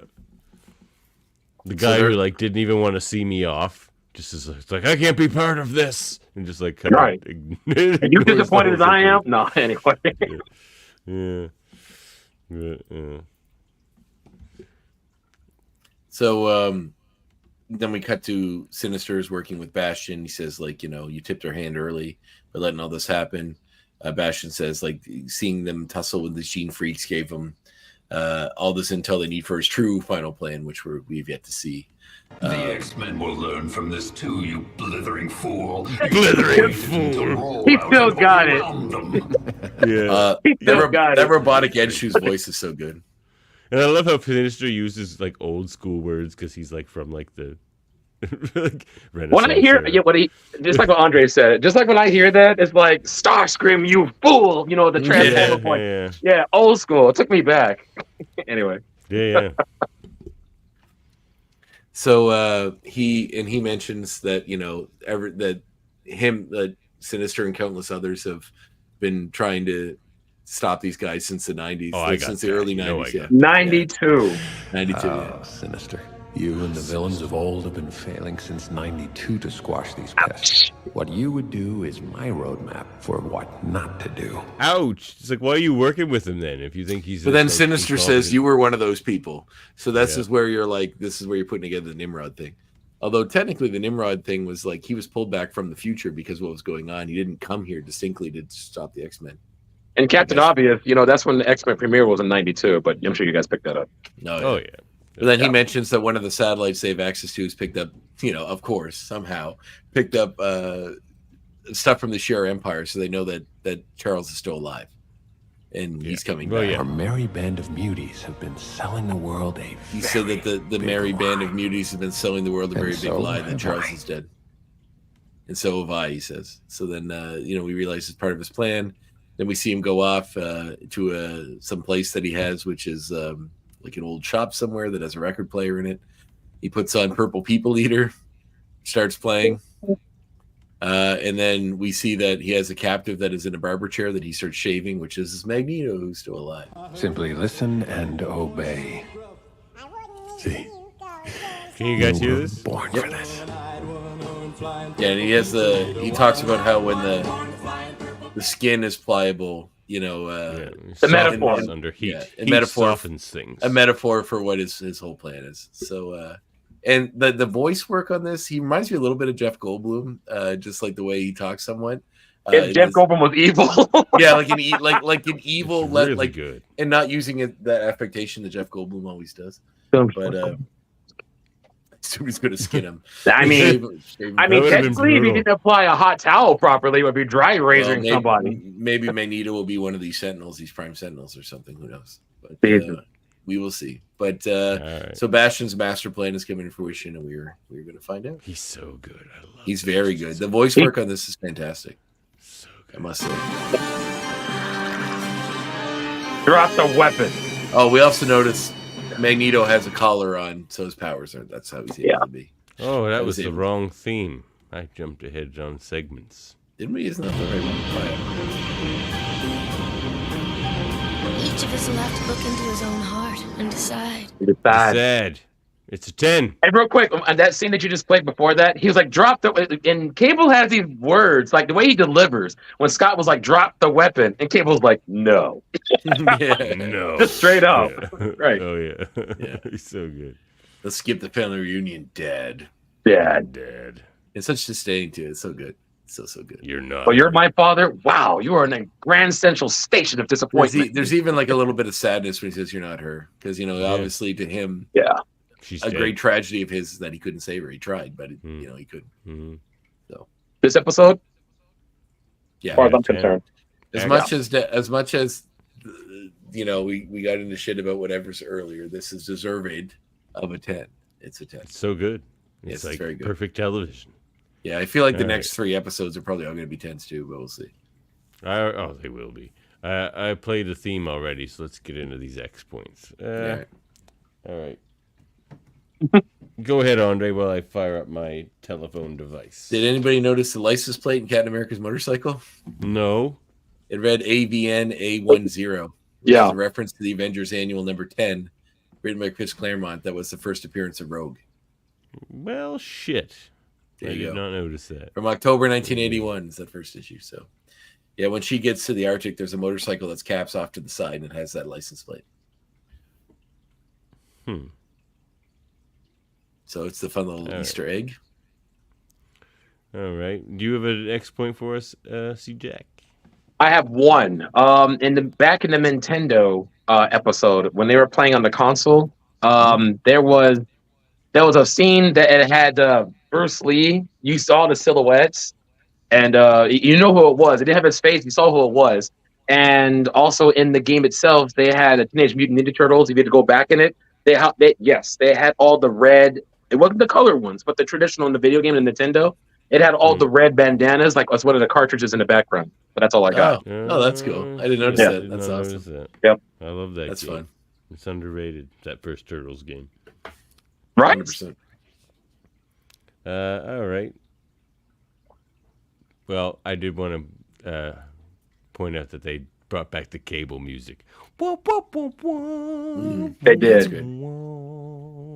Who are you? The wild man of Borneo. Yeah, I know. I just wanted him to say it again. I know. Whenever that music comes up. Yeah, it's pretty good. I'm The wild music man of is really good. Borneo. The music Dad. is so good in this. Stupid dog. Yeah.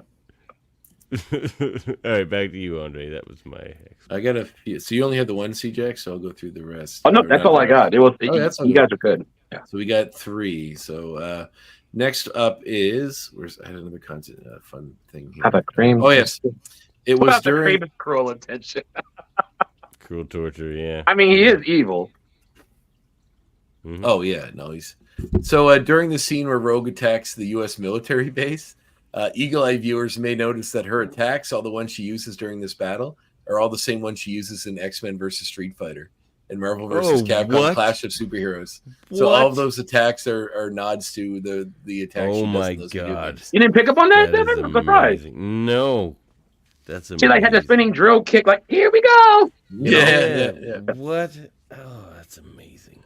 Yeah, The it's very details cool. and Like the I said, I love that they're loving everything, not just they're loving the Mm. original cartoon and then the things that came later that were homaging it then. So it's really nice. Yep. All right. Well, back to me then, I guess. Well, look, I just wanted to. They sort of did this when Cap comes in. They sort of did this Avengers style music. They should have just went all the way. I felt like they should have just did the Avengers. Well, they certainly used the X-Men music in there. Exactly. Like They certainly use the X-Men close to theme in Avengers the theme movies anyway. whenever anything Avenger or X-Men comes up. I think it just would have given it that extra excitement. Well, they used it when Xavier shows up in the Doctor Strange movie. They also used it in the. But I'm talking about the Avengers theme. Yeah, but I mean, they use the X-Men thing in those, so exactly. why not, right? Yeah, exactly. It would have pushed it over the edge for sure. I think that would have been awesome. That All was right, cool. Back to you, Andre. Josh Keaton, the guy who did the voice work for Captain America in this episode, and also in the What If episode. Also, eagle-eared listeners may remember from what I believe is probably, and I'm sorry, I really do love the X-Men, the Spider-Man cartoon from the 90s. But what I think was probably the best Spider-Man cartoon was the Spectacular Spider-Man. Ultimate Spider-Man. Spectacular Spider-Man, and he did the voice on that as well as Peter Parker. So Josh The Keaton was intro, Spider-Man the as intro well. alone is superior to the '90s Spider-Man. Spectacular Spider-Man. That song is so good. It's hard, right? Yeah, it did, and it did a great job of marrying all the Spider-Man stuff and making it unique in its own. The only reason it stopped was because Disney bought Marvel, and then they wanted to make everything Disney. So, but it was a shame because it was a great cartoon. You know what? Sorry, you know what series was really good if you want to go that route? Avengers: Earth's Mightiest Heroes. I still got that on Blu-ray. Yeah, it's fantastic. It was fantastic. It would have been a third season, but Disney wanted their own. I understand why. They wanted their continuity of the storyline. Yeah. Which is terrible. Too bad. But It's like- Keaton does a lot of voice work. He's on Star Trek video games. He did He reprised the voice of Spectacular Spider-Man in Across the Spider-Verse as well, when he makes a brief appearance in that. So it's nice. It's nice that he's getting some love. Got me on that. It is cool that he's Spider-Man and Captain America. He also does a bunch of video games. He's Ocelot in the Metal Gear Solid 3 game. A lot of different stuff, but he's also in the Invincible cartoon as a different role and a few other things. So, yeah, but cool. All right, well, back to me. Well, this is actually a bit of a nitpick. If I was going to nitpick the show a little bit, sometimes the audio is off a little bit.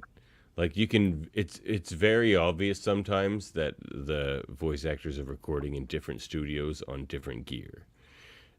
I think if they were to try to make a simple change for like the next seasons, just have everybody, they're all in different places and that's fine, but like try to standardize the gear somewhat. Maybe have them all use the same microphone or something, because like it's certainly very obvious with Bastion and Sunspot that they are using a way bassier microphone than everybody else, and there's other examples of it. Like there's inconsistencies in that. Are you talking about in the studio or when they send it out? Who the equipment is provided to? In studio, they're all recording at different studios all over the place, so they're not going to be using the same gear either. I was just saying, because Allison was in the closet. You could standardize that gear in different studios. You could just say, "Hey, pick up these mics and use everyone just as they kind of standardize." Really, I don't notice. I never noticed any issue with that. Maybe for me, I've noticed it a lot. Very little. Yeah, but it's there. That's a nitpick. Whatever. My next point, I want to read this entire exchange between Beast and Trilby because I feel like it's very important for what's going on in the series. Where Beast says the priority for the foreseeable future must be damage control, and Trish says, "Hell, tall order when mutants everywhere are taking to the streets." Beast says, "Riots, the language of the unheard." Toby says, "Martin Luther King." Like that was a quote from him. But smashing windows is destruction, not communication. Normal people won't accept mutants if they feel threatened. That fear is the whole issue. Beast says, "Perhaps the professor's vision for the future was too nearsighted. In begging for your tolerance was our first mistake." She says, "Oh, Hank, no, that's not what I'm saying." He says, "But it's what you mean. That is the issue. As was your reporting outside my home while my friends were dying. Now, forgive me, I dare not waste any more of your tolerance, Miss Toby." Which is such a great nod to how, I mean, this issue, and I'm sure this is not lost on you, Courtney, is that every time this stuff comes up, and something horrible happens to a minority, and lately in the States, it's been like a police shooting or something where a black person's been killed for no reason. And then people riot about it. And they're like, well, this isn't the way to get attention on it. You all should just stay quiet. Riots. Yeah. Right. And Blue it's like lives obviously matter. Right. Yeah. And it's like obviously doing nothing has not stopped this from continuing to happen. So, people are angry and people are doing something about it. And I'm sure smashing up windows and doing whatever isn't necessarily the best way either, but it's also when you're outraged and angry, and not doing and following the rules is getting you nothing. Why? My mentor, it's an expression of no options. Yeah. He beat me to it. It's not a solution. It's not the solution, but it's the formula to a problem. Don't be surprised if these results happens. What you're telling me, and I agree with that. Yeah, 100%. And that's why I think that's why the beauty of the X-Men as an allegory for any marginalized group of people is so awesome. Like that whole discussion with Sunspot talking to his mom could have easily been a kid coming out of the closet about being gay. It's just so it can just, and they did that in X-Men 2 as well when Bobby's talking to his family. Or coming out of the closet of being a teacher. That's right. I mean, all right, guys. My apologies. I've got to go. I got to get this girl her shots. No problem. No worries. Thanks for coming in, man. It was great having you. No problem. Hey, man. All right. Appreciate it. See you later. Bye-bye. All right. So we got 2 more X points each, I believe. Right. So you're next. So, I struggled to find my next one. So I know I had it here. Go ahead. Well, I know what mine is. Rogue's strength a bit. So we've seen some upper feats about Rogue's strength. Yeah, where she can kind of go toe to toe with the Juggernaut or the Hulk. She's not as strong as either of them, but she can hang, and she can hang with Absorbing Man and stuff like that. So she's no joke. Something that could barely hold the Hulk could probably barely hold Rogue either.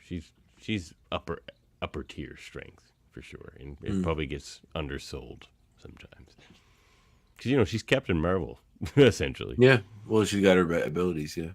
And who is stronger than the Hulk, apparently, and Thor, according to the lore of this world, but whatever. Or in comics at certain points. Definitely stronger than Thor. No one's stronger than Hulk because his strength has no upper limit. Or does it? Nope. Well, then how was he stopped by in World War Hulk when they used like a space satellite to take him down? Oh, you can beat the Hulk. But like, Then can't you stop stopped him him. from getting stronger. Yeah, you just can't stop him from getting stronger. Well, I mean, I like the immortal Hulk idea that he just can't die either. Yeah. The Green Door. Yeah, that was a great story. I finished all of it. It was fantastic. Yeah, good stuff. Really dug it. My final point was there's a couple of interesting little animation snafus in this episode. What was there? You may notice that sometimes, while showing, and people have pointed this out online, when they're talking to Captain America, at some points he has the white lines on his costume, and other times it's just straight blue, right down to the gloves, depending on what scene he's in.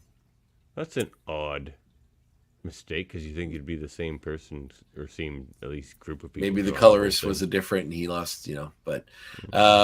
And also the other one is when Cyclops talks to President Kelly in the hologram, Kelly's reflected in Scott's glasses, but he's he's not mirrored.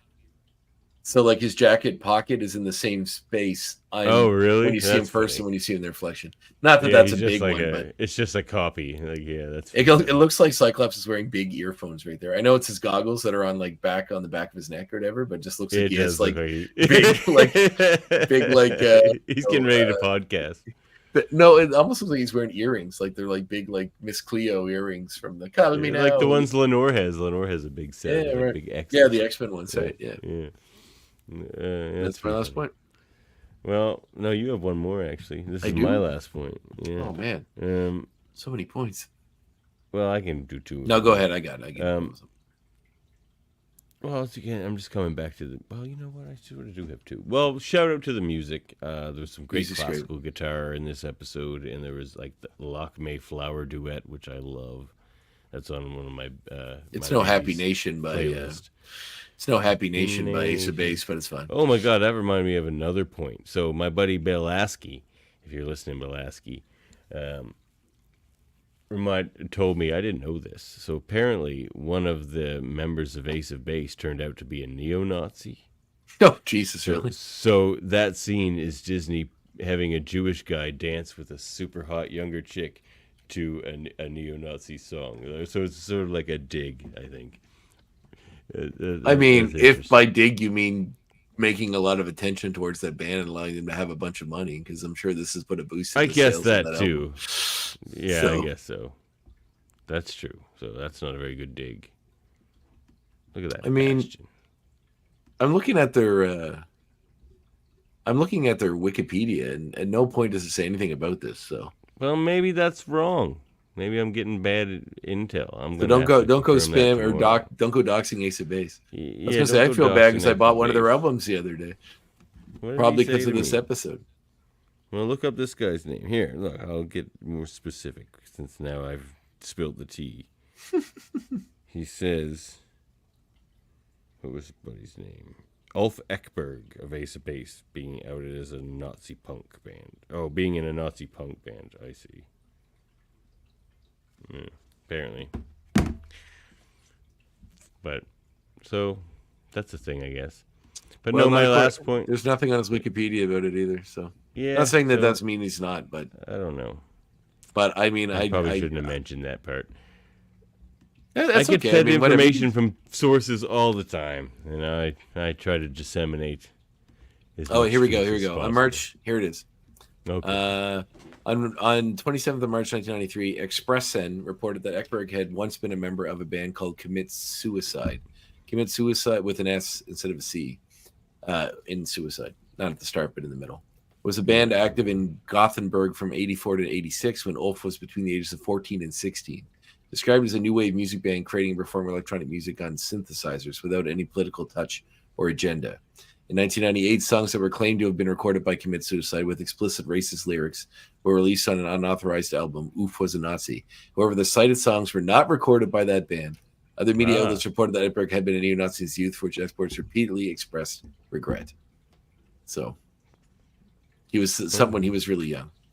Oh, okay. He said he repented on his criticized Eckberg has repented of and criticized this part of his life multiple times since his reporting. In '97 documentary, he said, "I told everyone I really regret what I've done. I took the experience from it, I learned from it, but that life is not me; it's someone else." There you go. Grow as a human. Good job, Ulf. Ulf. Sorry to spill your old tea, but I get fed things. Well, it's on his Wikipedia, so there you go. All right. Well, no, my final point. My final point was actually about Purple People Eater. I wanted to speculate on why they've chosen this song. Because he's purple. That's why. No, I don't think it is. Okay, what else? Because if you get into the lyrics of Purple People Eater, there's like two things that are being expressed. One, I love that we're addressing the deeper meaning of Purple People Eater. Well, Sheb Woolley. Yeah, he's a great artist, great song.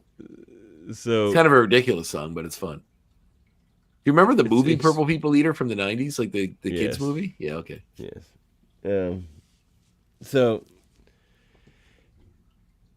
where was I? Oh yeah, so the thing about the Purple People Eater is it's expressing kind of a bit of a mistaken identity but like just slightly so, because the Purple People Eater, the person who's singing the song thinks the Purple People Eater is going to eat him, but then he finds out that the Purple People only eats purple people wherever those purple people are from. Who knows? Because this is an alien, the Purple People Eater. He's an alien. He's come to Earth to join a rock and roll band. Yeah, to join a rock and roll band, which is the other point. So there's two things happening in this song that could translate to this show. One is that the perceived threat is just slightly off. So where we may see Bastion and Sinister, or one or the other, targeting mutants, it's going to be slightly different than that, or slightly more specific. It's not going to be targeting humans, it's going to be targeting purple humans. You know what I mean? And which are the Sentinel Primes, hidden Sentinels that are people combinations? Maybe that's the analogy there. I don't know. But the other thing that's expressed in that song is that the intent of the supposed villain is also like wildly misinterpreted. He's not an alien here to eat you even really at all. He just wants to play in a rock and roll band. So that suggests that Bastion's again, it could be Bastion or Sinister, but I think probably Bastion. No, like we're entirely misreading Bastion is what I'm thinking in his intentions based on that song choice. But maybe I'm just getting a little too deep into the Purple People Eater. I think it's just a cool stylistic way to, it's not new to have a villain humming along or obsessed with a certain song. No Serenity, he eats purple people. Well, in the song, he tells the narrator he won't eat him because he's too tough. That too. Which means the term, which can, saying that like you're either too tough to be chewed or he's too strong. Kilgrave is coming. No, he's not.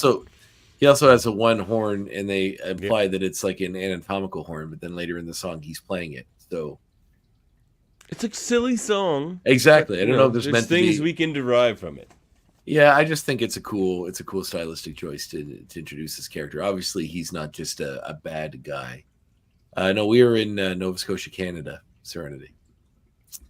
Do we have accents that sound like we're from the Midwest? That would be interesting.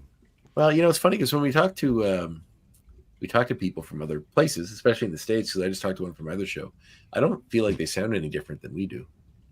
But Depends on where. Maybe so. Well, Americans anyway, because I talked to someone from Texas, and then I talked to someone from Las Vegas, Yeah, it's true. Like some people from Texas talk like this, but you had Joe Eisman on your show, and he's from Texas. And he kind of had that. He kind of had. Well, he had a little. Oh no, not Eisman. No, not Eisman. Sorry, I thought you were talking about. I thought you were talking about. No, Dietrich had a Southern accent. Dietrich did. Yeah, he totally had a Southern accent. Yeah. Yeah, I just think it's a stylistic choice to they introduce this cool character, and he's purple, he's pinkish colored. Serenity thinks we sound like we're from Fargo. Oh yeah, from Minnesota. Oh yeah, eh? Well, that their accent is take off, eh? We're just doing the Bob and Dung McKenzie. Eh? Their accent is pretty close to what the stereotypical Canadian one is in most fiction. Yeah, anyways. But that's a Northern Ontario accent. That has nothing to do with our part of the world. Well, I don't know. It's fun. People have weird ears for it. I remember when I went to Las Vegas. Actually, I was talking to a couple girls from Virginia, and their accents were like they sound just like Clarice Starling from The Silence of the Lambs. And they're like, you must be from Maine. And I was like, why? And they said, oh, you got that Maine accent. And I'm like, you guys, like, do I? Like, so I don't know. Who knows? Pretty close. It worries me a little bit as someone who does some acting. Like, I don't want to come off as not, the voice that I got, but I don't think I do. But who knows? No, I think I probably have a thicker Nova Scotian accent than you do. I think you sound maybe. fine. Yeah. Yeah. So anyway, I just think it was a stylistic choice for that one. But the other part is my final moment was going to be like the coolness of this villain. Bastion is a neat villain, and it's a fun nod to 90s, bringing in these 90s X-Men characters. And then we surmised all these different people that might show up, Cassandra Nova, Onslaught, all that stuff. And Bastion wasn't one of them. But it is pretty cool that they made him a very charismatic villain. The voice work on him is fantastic. And I really, really dig the horror movie elements of. I got real vibes from that fight in Madripoor with the Trask. That it reminded me of Akira. That big fight with Akira at the end of Akira. So that was really cool. Have you seen Akira? It sounds about right because you all sound like you're from the northern states, except for those Quebecians, of course. I just wanted to highlight the word Quebecians. Quebecian does sound cool. I know they don't use that. Quebecer is the way that's pronounced. But that's cool. Hey, thanks for listening. It's cool that we got folks from other areas in the States as well. I'm gonna make so many people mad with the word Quebecians. Quebecians. It's like Beckian. Someone named Becky. You're like Beckian. All right, let's roll. All right, let's speed her up or get running along. Sorry. Hey, check this out. What you got for us? Well, I'll go first because mine are predictable.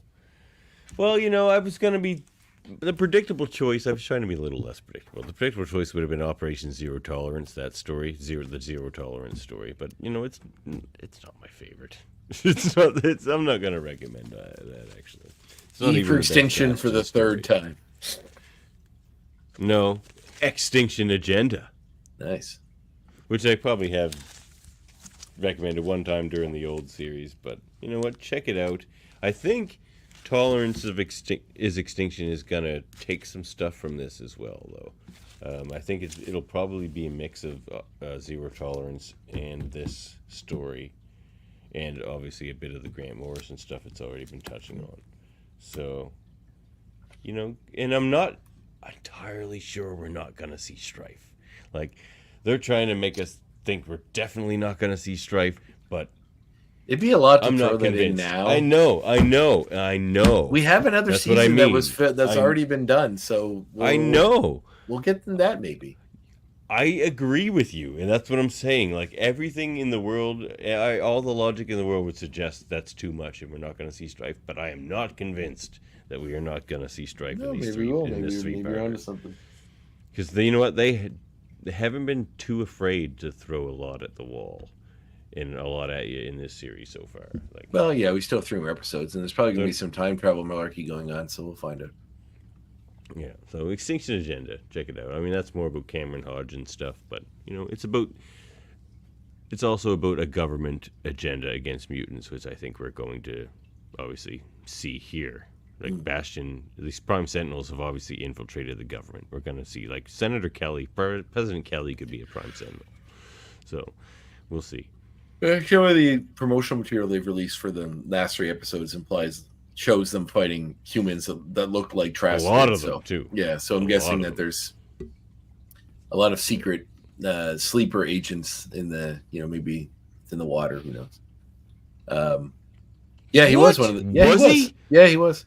We said that when that episode. God. Okay, yeah. I forgot about that. Okay, so we've seen Strife already. Oh, well, briefly. Just off. We're gonna see Strife. All right. All right. Did I do this one already, Devin? Mr. Miracle? No, you've talked about it, but you haven't shown it or anything. Tom King's Mr. Miracle. Yeah. I read it a little while ago. It's very cool. It's not Tom King's great. What's going on now, but it's a different take on Mr. Miracle. The whole idea that life is almost something you can escape as well, or try to. and the difficulty of all the different aspects that come with being the son of a despot, and what war looks like, and combining it over with life on Earth that you're trying to balance as well. It's very interesting. It's full of all kinds of cool little meticulous details relating to the new gods and old gods stuff, and I'm a sucker for a good dark side Jack Kirby inspired story, and this one has a lot of things to say about parenthood, which might really strike someone like yourself who is a parent. I believe it would. 2 times over. I was choking up with the whole Cyclops Cable Gene thing. Like, that was a bit much for me. Like, I was getting flashes of like having to give up your child and then meeting them again as like someone who's older than you, and it's just like I would probably never stop crying. That would probably be like a well, you missed their whole life. Yeah, exactly. I would assume Cable's in his brain 50s breaker. or at least late 40s. So it's. I mean, hard life. You could go gray early. But, oh man, I wanna do Cable's voice. Yeah, so good. Well, maybe we'll do another radio theater. Yeah, maybe so. That'd be fun. It would be. I'm still working on the edited version of the last one, so we'll get there. We're getting there. Yeah, check that out. I enjoyed Tom King's run on The Vision. Yes, that was fantastic. His Batman run is great too. From what I've read of it, I've read most of it, a good chunk of it. So so good writer, that Tom King. That Tom King, good guy up there, like Tom King. That Thomas King. What do we got here? All right, movies. You don't like the movie? Change the channel.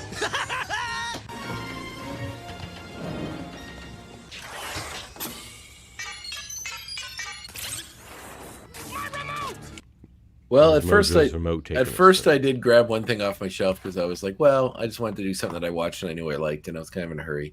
So I was thinking about movies where people die and then aren't really dead and keep coming back, and I thought of Death Becomes Her, the Robert Zemeckis movie. Oh, I love that movie. Which is a really fun movie. But I decided last minute, I mean, this is like I guess you're getting a 2 for this one. It's a really fun movie. Meryl Streep, Goldie Hawn, Bruce Willis. Bruce Willis. I'm a big, and like a bunch of celebrity cameos. Isabella Rossellini as well, in a pretty prominent role. She's the one that gives them the elixir. But I'm a big fan of Robert Zemeckis. Obviously, I'm a big fan of Who Framed Roger Rabbit. But he's made some really, as far as like people that make big budget, high profile movies that were designed for the masses. This is a very unique and weird one that's really fun. I saw it when I was too young too. Meryl Streep's great in it too. Yeah. But the movie I did decide to be the one I would pick because I dearly love all of the movies by this particular filmmaker, and I the use of the song "One-Eyed, One-Horned, Flying Purple People Eater," as much as it was used in this episode, reminded me of this movie. The movie Purple People Eater from the 90s. Is that your recommendation? No, it is not. It is the movie Nope by Jordan Peele. Oh, no spoilers! I haven't seen that one yet. No, I did see that one. Never mind. You did. I did see it. Okay, well, it is one of the most. I enjoyed it. Anytime I see anything that did something different that I've never seen before, always makes me happy. And this takes the UFO concept and does something with it that I've never seen before and thought was very unique, very interesting, and very cool. I mean, it's great meticulations on our obsession with sensationalism, with spectacle specifically, and also our relationship with animals.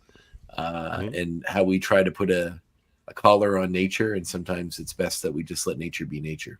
Oh my God, that's my entire ethos as a human being. Well, what I do for a living. I agree with you, my friend. So I caught you pouring Drano down your drain, Andre. We got a lot of work to do, buddy. We have a lot of work. Yeah, well, I haven't done that again, and it was only because I was desperate. I'm also in a well, so it's not like it's going right into the water system. It's in my well. That's not good. No, not my well. Sorry, I have a septic system. I have a septic tank. I'm not on a sewage tank. I have a septic tank. You scared me there for a second. I'm sorry. I meant it's in my septic tank, which I know groundwater does good. So yes, I do feel bad about that. Like that's different than pouring it into your well. That's yes, sure. yes. I pour bleach in there. No, I'm just kidding. You might as well.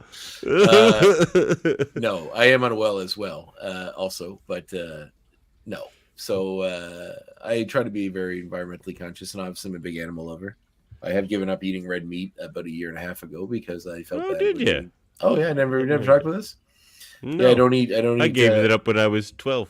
I don't eat mammals, so I only eat chicken and fish when it comes to meat, and I feel bad about that too. But I just got to eat something. So maybe someday I'll get to be a full vegetarian, but I'm working on it. I'm still pescatarian myself. Yeah, I just mostly, and I know chickens aren't treated well either, but you know, pigs are smarter. Pigs are smarter Why don't than you dogs. have your own chickens? You have plenty of room. You can just have your own chickens. You know, get some nice fresh eggs. I couldn't kill them. That's for sure. I would somebody else to do that. Nah, I still couldn't do that. I would grow too attached. I know, because you're like they're your pets. If I just kept them for eggs, then yeah, that'd be fine. That's what I mean. Keep them for eggs. Anyway. And also, they're good for like ticks, right? Because they eat ticks. Oh, so yeah, slugs. So, and there are people around me. Like my neighbors have free chickens that I see wandering around every once in a while, and I always worry they get hit by a car or something. You know, what, your chickens? Well, and my neighbors have chickens that just seem to be free running around their property. Well, they're not like in a cage. You got to assume they're intelligent enough not to be hit by a car. I hope so. But you know, cats and dogs are smarter than that. They get hit by cars. Yeah, so, they run real fast into them though.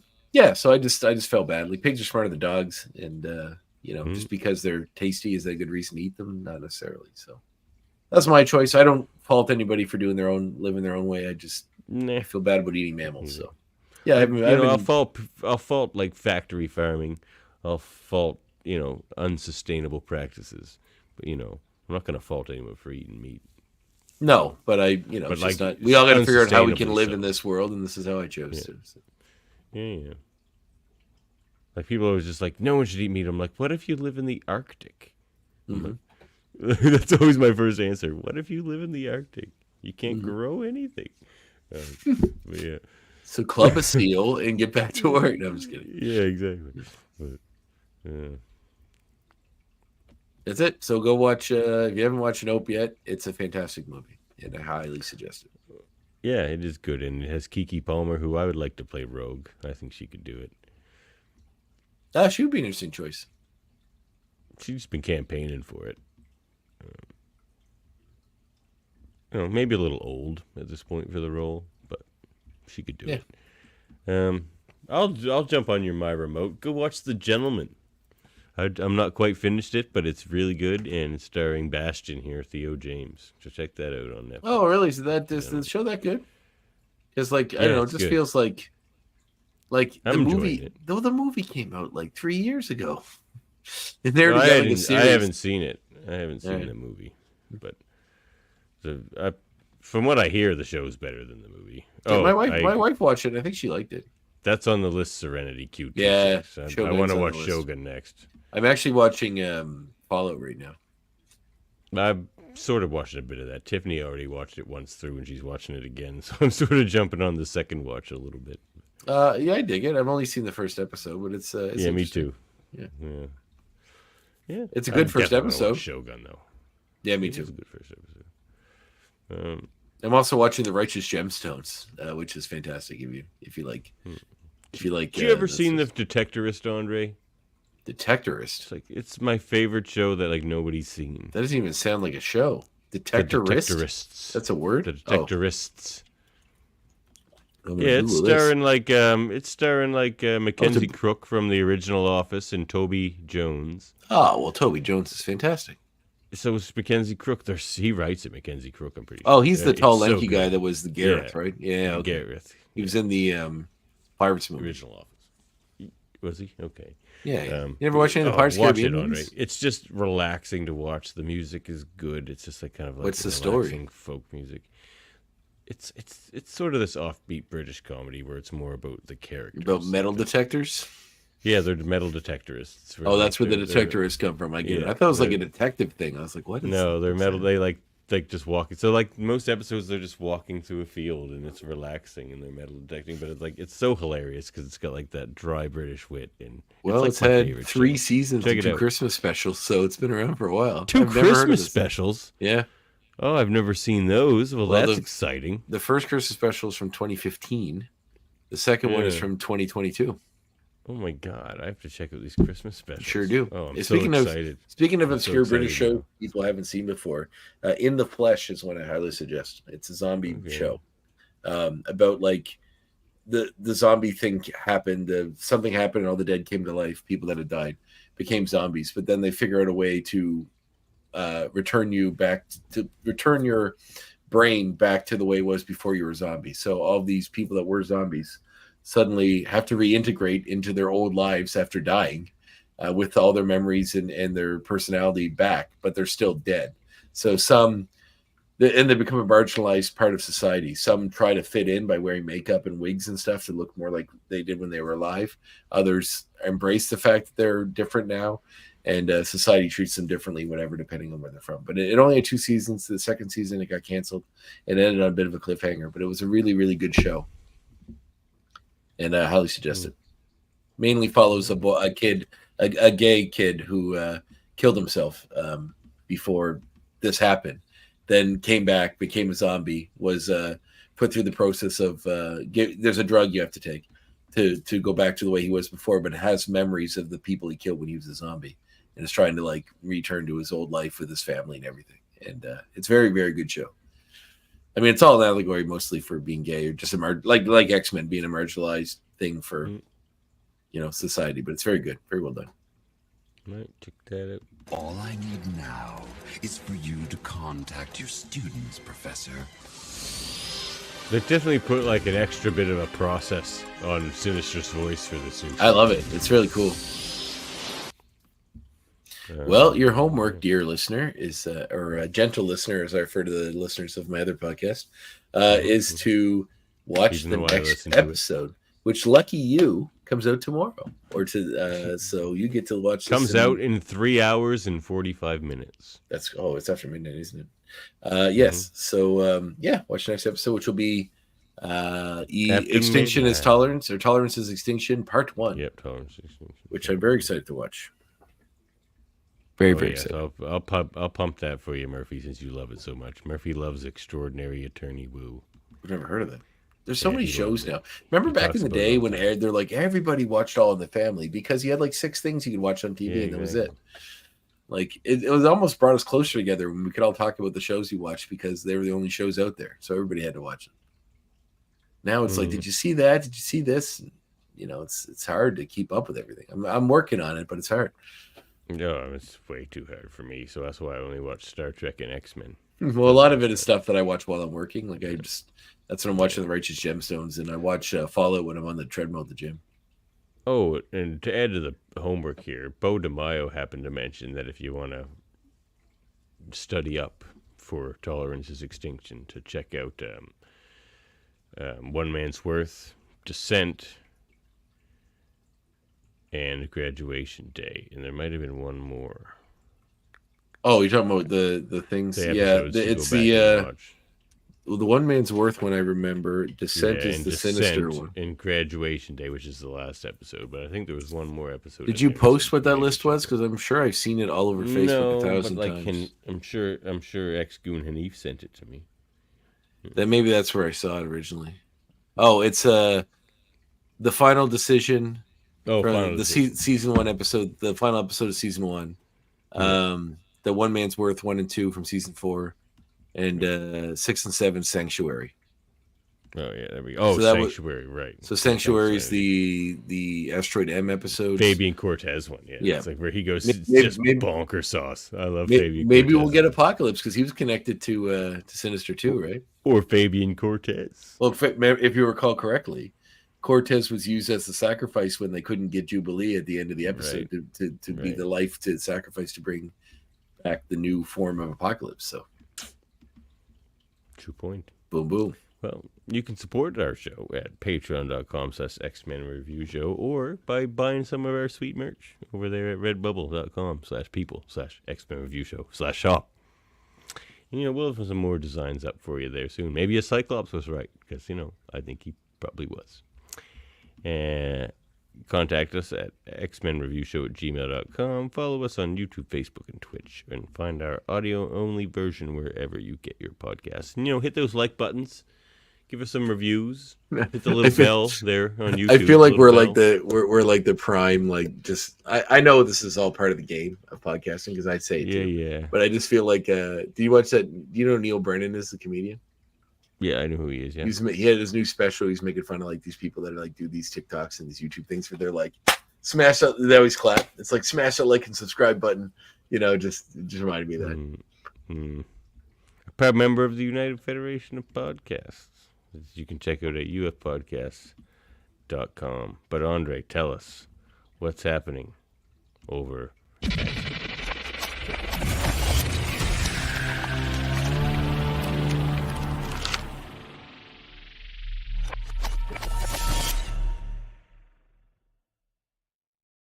Well, we have an alarming first for my show. We had a person die on air. So I decided I'm just going to play that audio and just let it go. Who cares? I'm kidding. Was it me? I meant like really die, not just, metaphorically die. Like, your episode was great. I just died on the inside while listening to it. Oh, your episode was great. Did you not like your episode? No, it was. No, I actually thought it was a very good episode. I thought so too. You had a lot of interesting stories. You almost killed Stan Lee.